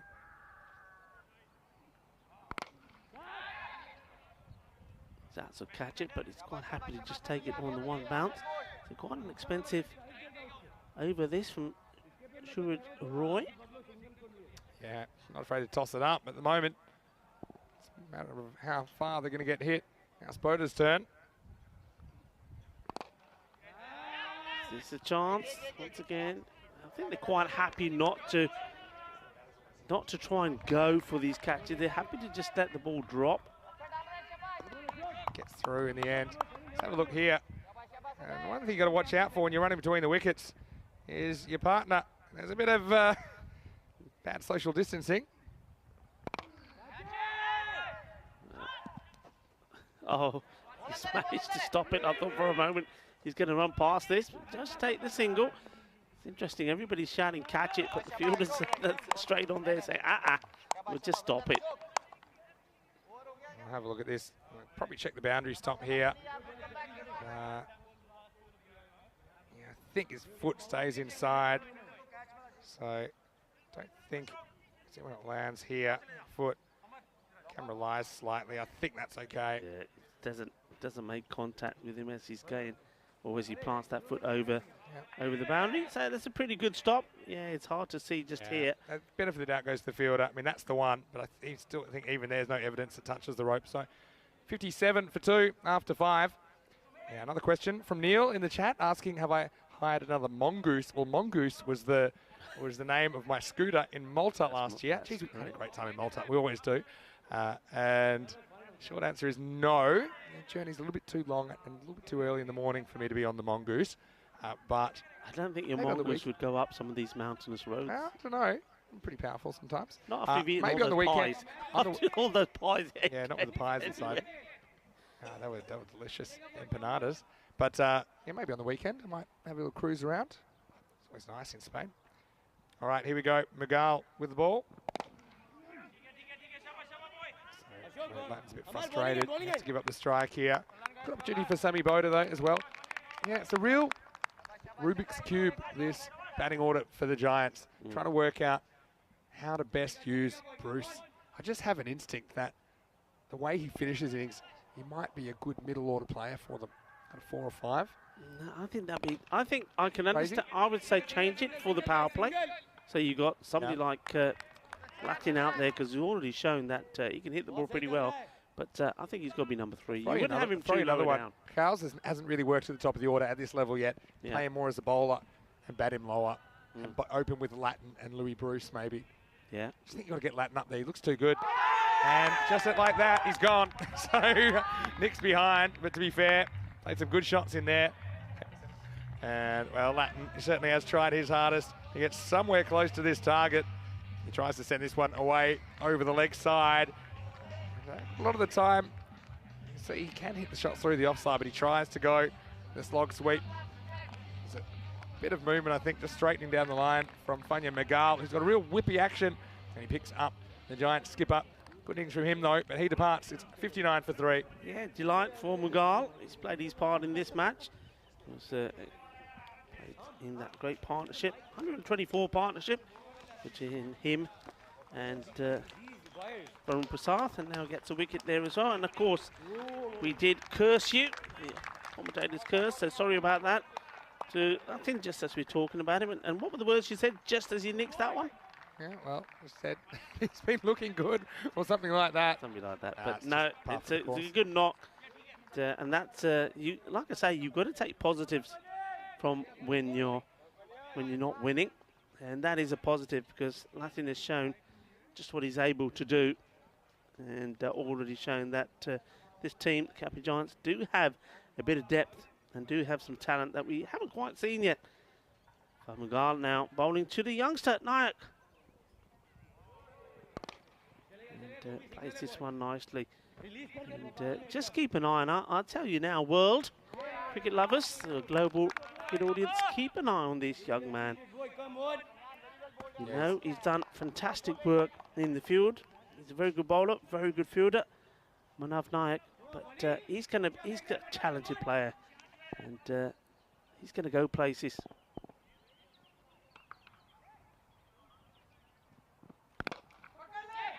This is a chance, and it's taken really well. Takes it low down. That's a really good catch. I think that's Sharma out there, is it? Amar Sharma.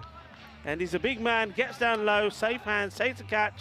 And Magal gets his second wicket in the over. I think it was a slightly slower ball from Panyan Magal. Pretty effective. And yeah, Bonner gets a fair bit on this, but see, it's not really a full free swing of the bat. Good catch low down by Amar Sharma. And now the Super Kings are running away with this. Giants lose a fourth wicket. It's 60 for 4. Yeah, good catch. And sort of played a bit of the anchor role, really. Didn't have too much of the strike and probably felt that with Latin going that he maybe had to play just a few more boundaries. Just a 1-dot ball in that. 1-4. The rest all singles. So, well, this is nice to see. That looks like, really tell under the lid, but I think that might be Harry Scott coming out. Not 100% sure. So you'll see that coming up on your display in a moment. But Yeah, the two youngsters, they combined together to give Nayak his first wicket. The one-handed catch. Now he's in there with the bat. And Scott, well, wasn't able to score a run in his earlier appearance. So let's see if he can get his first run in ECN cricket. It's great to see the Giants out there, especially their focus on the youth as we get to the end of the 6th over. And it's 60 for 4. One over by Funya Magal. He takes 2 for 3. Yeah, he's having a good day, isn't he? Magal. And it just, I mean, if you're a Malta Super Kings fan, you'll be very pleased with what you've seen today because all the players, all those individuals that we talk about, that we know, that we've seen up in Marsa perform well, they're starting to show us just what they can do. We've seen Varun Prasad and also Bikram Arora with the bat, and now we've seen Funya Magal with the ball. It's starting to come together for them. Yeah. Well, didn't quite get the results on the board, did they, on day one? Here's Ishak.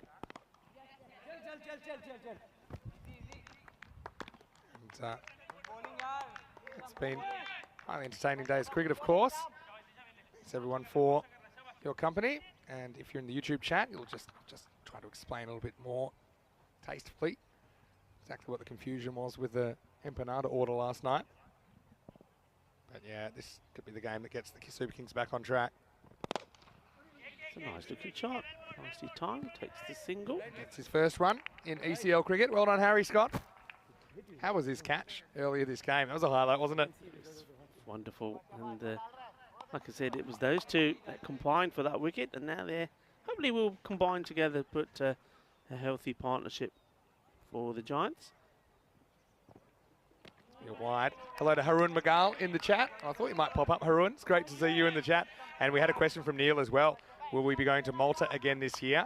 I know we do have plans to get to Malta again, perhaps a little bit later in the year. But we always have a great time in Malta. Have you done 3 tours there? 3? I've been Three twice. now, yeah, 3. You went at the end of 2020 as well. But yeah, lovely part of the world. Island Nation. Well, they run the first one quick. They could think about the second, decide not to. That's the other, yeah, that is the place that I get the scooter as well. Malta and Spain, they're the 2 places that I've gone so far. Do have a bit of like the motor scooter. Yeah. You've never gotten on the back though, have you? No. Even I'm not. Even Rob, our tournament referee's gotten on the back with me before. Nice shot, but straight to the fielder.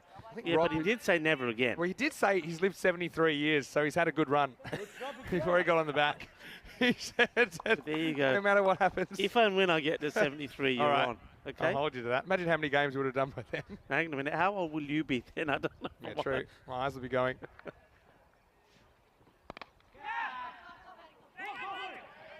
Of course, there's a fumble.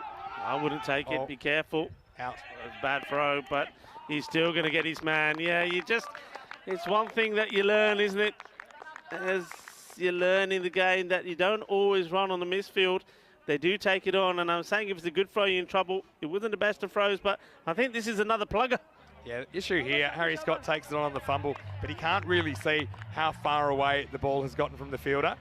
You see that he turns here, and then he sees that the fielder's not holding the ball, but yeah, the ball hadn't gone that far, and it's going to be another blowout. Let's watch this one. Another pole vault attempt. Bang goes the bat. Well, Harry Scott, let's just say, he's lucky to keep everything in one piece there, the way he falls over his bat, but still, I like the urgency from the young man. I like the way he's playing his cricket as well. But we'll go no further in this one. The Giants, 65 for 5. Yeah, unfortunate run out for 1 of the...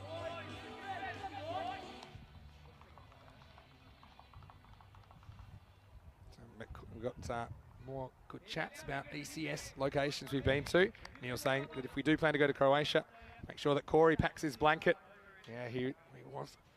We had some really cold mornings in Croatia. Here's Ishak, last ball of his spell. Oh, this is so close. This is so close to being another one well bowled. And that is the end of the over. So 65. And it's 5 wickets down there. And Harry Scott, it was 2 that he got. Of course, I didn't include the run that they did complete. That would have counted. That's true. So that's all that's coming up next, and this should be a cracker of a game. Last game of the day, match 10, VOC Rotterdam. The reigning kings of European cricket, but they're 1 and 2 after 3 matches. Well, they have won tosses, and that's the 4th toss they've won. They've elected to bowl first, so they will be chasing against Albi Zalmi.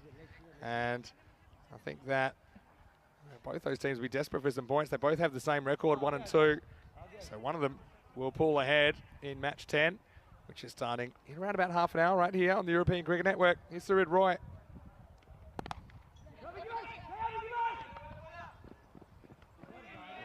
One of Nayak, technically a really good batter, but I think just with where he's at in his development, he's not necessarily that strong with power, you know, so he's just got to find out what his role is.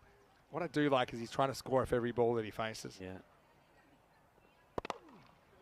It's been hit firmly, but there is a fielder out there who just keep an eye on the ball bobbling away. Keeps it to 1. Yeah, he's square got a dancing good around that ball, wasn't he? The fielder there. He was doing something there. But no, going back tonight, what I like about him, he's quite a wristy player. Gets into line with the ball and he sort of negotiates the ball where he wants it to go. Seems to be stronger playing on the onside than the off. And, well, this is nicely played, but once again, his fielder does the fielding. Keeps it to 1. So they're going to fall a long way short in here, but still, even in a game with it results a bit one-sided, you can still have plenty of highlights, and we certainly have. goes for the big shot, but I don't think he's got enough on this. No, it's another comfortable catch taken there in the deep, and this time it's Ashok Bishanai who helps Roy get his first wicket. Yeah, and you can't blame Barley for going for it here. Gets a fair piece of this. Just needed another 2 metres, I think. The wind's just dying a little bit at the moment. Maybe if the wind's behind this, it pushes over the fielder. But unfortunately, Dave Barley is going to have to go for just one. He gets a decent piece. And yeah, you see there, just probably half a metre inside the boundary. Nicely taken by Bishnoi. And that will be another wicket down. The Carlbay Giants, 68 for 6. Yeah, no. Loses another partner. Yeah, Barley did a bit disappointed. You saw they're a bit frustrated. He wasn't able to hit this cleanly enough. And acknowledges Almost. some of the sport. Yeah, almost, he says. Yeah, it was almost. Almost. But, no mistake from Bishnoi. Takes the catch. That's one case where you'd rather hit it worse and not carry to the fielder than hit it as well as he did. Obviously, you want to hit it slightly better. As we see Joey Marples, he's batting pretty low here. Batted well in the first game, batting a bit higher. Says enough's enough, and he hits this into the gap, and I think he's going to get 4. He does. Cuatro carreras. Nice shot by Joey Marples against just, you know, the Giants giving some of the youngsters a chance a bit higher, I think, in this game. I think they knew the game was gone, but Joey Marples, I think he's got a lot to offer this side. He was excellent for them in the night series, and he starts his innings with a boundary. Yeah, nice shot. Just waits for it. He doesn't try to rush through it. And you see there, beating the fielder.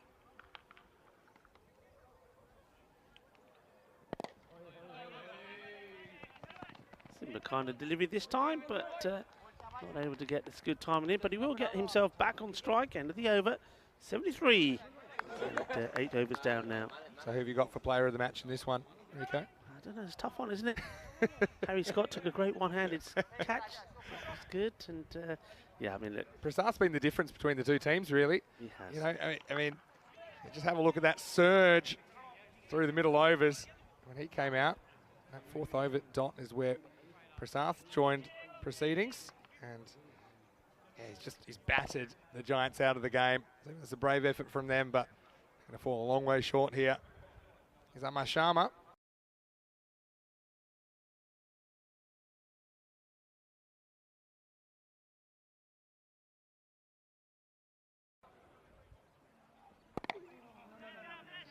There's one thing today, there's been a few batters that have been tied down, and you can just hear the groan in the effects mics when they hit it, and they don't quite get it how they want it. Yeah. That was the case for Marples there. Just finds himself in a funny spot, bottom edges it. Sharma. Up in the air, bit of miscommunication, and Aftab.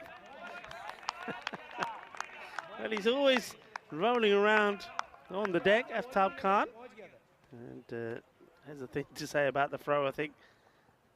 And here we go, and he stops himself from crashing into the stumps. Didn't have the ball in his hands.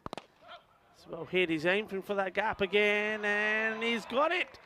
It's 4 more. It's a nice shot, nicely played. So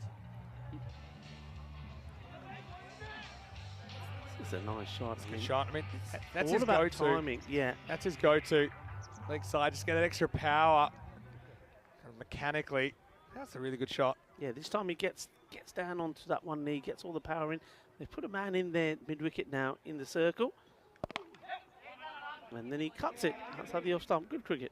Not much of him, Manav Nayak is there. He's a really good cricketer. I'm worried when the wind picks up, he might blow over.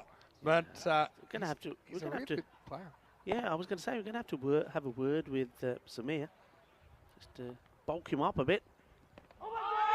And asking the question and gone. So caught behind. And a little think about it from the umpire, Joe Foster, and the finger goes up. Little noise. Not sure if it sounded batty. Marples, let's just say he looked surprised that he was sent on his way. Have a look at this on the replay. Always here. Well, it wasn't anywhere near the body, so that was a little noise. Marples. He looks like that emoji with the big eyes, doesn't he, there? Marples is saying, if you lost your marbles, I was nowhere near it. But the umpire was convinced. Not a happy man as he comes back. A little noise. Just process of elimination. I think Joe Foster said, well, if there is a noise, I don't think it's hit anything else. But Marples has to go for 6. That's his first game for the Giants. we were saying about Samir. So Samir, look, you either take him to the place that sells these magnificent empanadas, fatten him up a bit, or you start learning how to make aloo paratha. It's as simple as that. You need to bulk him up a bit. That'll do it. Last ball of the over. He's going to be gone here. Zach Simpson. Well, I think he's in big trouble. Simpson's come out. You don't see him batting very often. And I think they're pretty confident that Sharma's going to finish with a second wicket. Again, just got to watch things like... Yeah, he's gone. Yeah, takes it well behind the stumps. And yeah, Simpson, well, unselfish stuff from him. He comes and tries to lace the first ball into the fan zone. And he's looking pretty nervous, looking around to the umpires. Eventually, he gets his marching orders. So 2 and 2 to finish Sharma's spell. And that's the end of the over as well. Score now 79 for 8. Yeah, good take that, I have to say. Aftab Khan, I was a little bit critical of him at some point yesterday. Of course, he'll want me not to talk about the drop catch that went up in the air. That could have been so important. But well, he put it down, and it wasn't a good look either. But he's had a much... Well, they've all had a much better day today, haven't they? Yeah. They've caught well and fielded well. They've backed up the good display in their batting with a good dominant display in the fielding. So they're going to be a much, much happier team tonight when we see them back at base at the Sunset Beach. They've got 2 tough games tomorrow, though. This is their only performance today, Old Super Kings. But tomorrow they'll play MSC Frankfurt, the Germans. And later in the day, they'll play the Swedes, Albi's Army. And then they'll really know where they're at. That could be a really tough match. I think a critical one. Yeah. I think them versus Albi's Army. Individual performance here has made this look like a mismatch, but really, these 2 teams a lot closer than the scoreboard shows, I think. Sinks this one in. Funya Magal closing things out. Yeah, you know, one thing that I would have done here, I mean, okay, obviously well, I don't know if Varun Prasad picked up an injury or whether he's just absolutely exhausted. You make up your own mind about it, but as we see this delivery here, up in the air, and got to pick it first, and he's not able to. And Vinny next to me, he's already said, nah. He goes up in the sun, even though he's got the shades on. He can smile about it because it doesn't matter, but, well, that's Amjad. Puts this down, and you called it. Well, you can't catch what you can't see, unless it's like the flu. Right, so Ajmal, he goes down. That's pretty well. He gets it in the hands on it. That was always safe. I would have been calling 2 and running hard. So, out of their last couple of wickets. Here's Kelly with the bat. So it's a catch it, but he gets an ECL run. He'll be happy with that. Yeah, I mean, so going back, I would have taken this opportunity.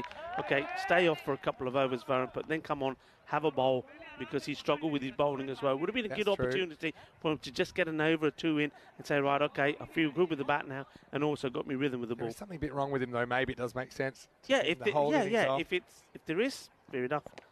Full toss has to be put away, and it has been. It was a Gandhi ball down the leg side, and good contact made. And I'm liking this all the time. I told you, keep an eye on this young man, and I love the way he plays his cricket as well. All smiles, a talented performer. 4 more runs to him. That's his second boundary. And, well, said he's strong on the legs. Times this beautifully. 4 more. Nice shot, wasn't it? And gets a nice pat from Michael Kelly. 2 to come. Goes straight down the ground, and that's where you're absolutely right, Vinny. As he grows and as he bulks up and gets stronger, those shots will also go to the boundary. That was a good-looking shot. Just didn't get the elevation. That was hit pretty well. Yeah, didn't get the elevation to get it over the bowler. Or got over the bowler, I should say. Didn't get over the fielder. Last ball of match 9. It's just going to peter out. And well, in the end, the margin of victory will be fairly large. It'll be 85 runs. It'll be Malta Super Kings 172, Kalbay Giants 87. But still, we saw the Giants giving it everything. Of course, they were drafted in at the last moment as the replacement team into the group of death. And like I say, they had some moments in that game, but ultimately it was a big innings from Varun Prasad, which sees the margin be 85 runs, I should say. But still, Malta Super Kings, they didn't have a great day yesterday. They're all smiles here on day 2. Yeah, and I love that moment there. You had a number of players you saw there. They surrounded Naik there and all giving him a pat on the back, saying, look, well batted, great knock from your son. In fact, not just well batted, a good match it was from Nayak. But I think you're right, Vinny. I think this was all about one magical performance. The performance of the Master Blaster, Varun Prasad, coming good, scoring 98 not out. That put them in a dominant position. And also, they took their catches. That was a nice one first up. That was Justin Shard who take the catch. Captain leading by example, diving around in the field. And, well, even when it bobbled out, it stuck. Sometimes it goes that way. That was Chaturvedi taking one. Sharma, well, had issues with his lines now and again.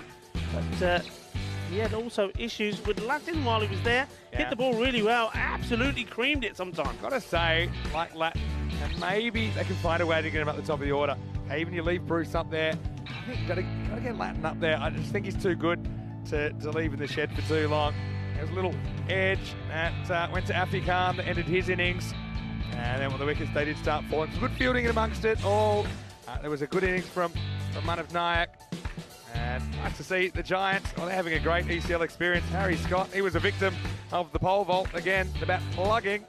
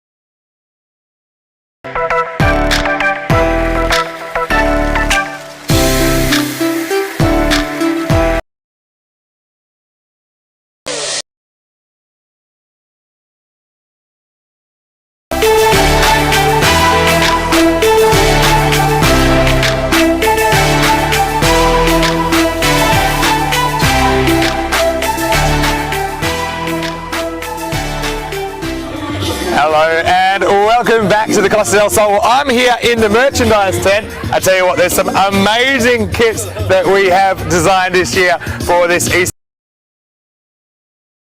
VOC Rotterdam against Albie's Army of Sweden. Let's head out to the middle where Sir Rob Kemming, the tournament referee, is with the two captains for the giant coin toss. Good luck, mate. Cheers. Go well. Thank you. Thank you. Your call. Yep. Keeper. Keeper's called. It's chasing you. We will bowl first. So it is bet to ball out the way of the coin. A bit of a run with the coin tossers. He's won 4 in a row. Unfortunately for VOC Rotterdam, they have only won 1 out of their 3 games so far. They'll really want to finish the day with a win. Have like some of the work of their spinners. Mentioned them earlier, but Tim de Kock is a real danger man with the bat. I'm sure he'll be opening up in the second half of this game and trying to chase down whatever they are set by Albie's Army, the Swedish champions. Again, Rahel Khan hasn't really clicked with the bat yet. It's a matter of time, I think, till he gets going. And look, Zia Alizai has had a good tournament so far, but again, he didn't really work with that earlier today. VOC Rotterdam, well, if they lose this one, we know that they are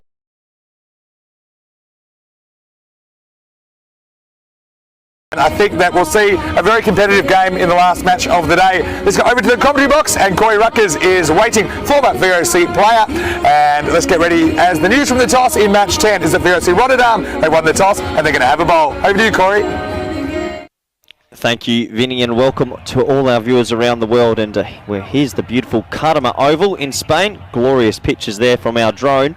And it's a gorgeous day for cricket, and looking forward to this one. And it's a pretty tight match to call this, because VOC haven't really hit their straps in this tournament. And Albie's Army from Sweden, well, they've got an opportunity here to maybe sneak themselves into the top 3 position on the group. And we want to welcome back everybody in India. There's Piers Fletcher blowing you a kiss, and everyone watching on Fancode India, as I was mentioning, and everyone on the YouTube chat. You can see the VOC boys there in good spirits, waving and smiling at the camera, so that's nice to see. And here come the Albie Zalmi batsmen. Really good match in store for us here. Have a look at the 2 lineups, and well, there's a couple of names actually on the Albie Zalmi list you've got to look out for. Azam Khalil, the opening batsman, he's very, very dangerous. And the number 3, Alozi, I'll go Aloze, actually, we'll try a 3rd time. He's very dangerous and he's having a good tournament. And you sort of feel for VOC, maybe Boris Hose can have a good game and get them over the line. We look at the expected scores, it's going to be tight. Both teams have gone loss, win, loss. So it looks like it's going to be a tight affair, and that 3rd place in this group is up for grabs, because you sort of feel that the German side, MSC Frankfurt, and the Belgian side, Oostin Exiles, have probably sewn up the top 2 spots. So we're almost ready to go here. Piers Fletcher's at the top of his mark. Deep backward square in place, deep mid wicket.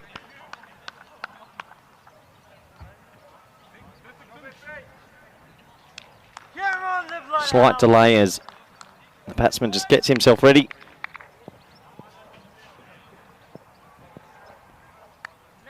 Here we go.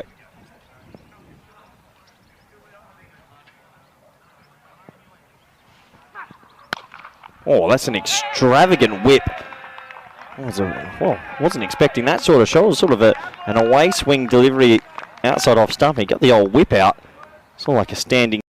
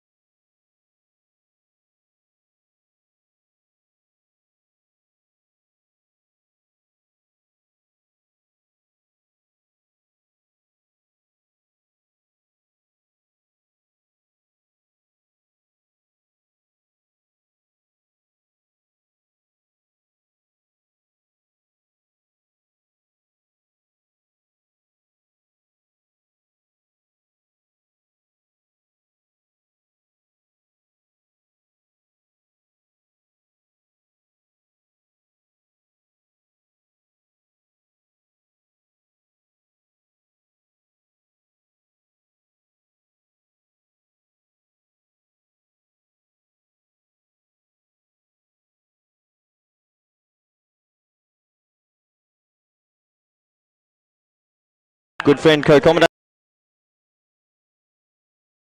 Yeah, very well. Corey, good to have you back. Thanks for staying late. Did want to get you on the VOC Rotterdam game because I know you've got a lot of inside knowledge about these players. And this time we get sweep across the line, and this is going to be 4. So they've sent Taj Hussain up the top. So they've gone for completely different opening combination here with Taj Hussain and Sahebi out there. And obviously, I think sometimes if things aren't working for you, change it. They've got some players that they think can make a bit of an impact.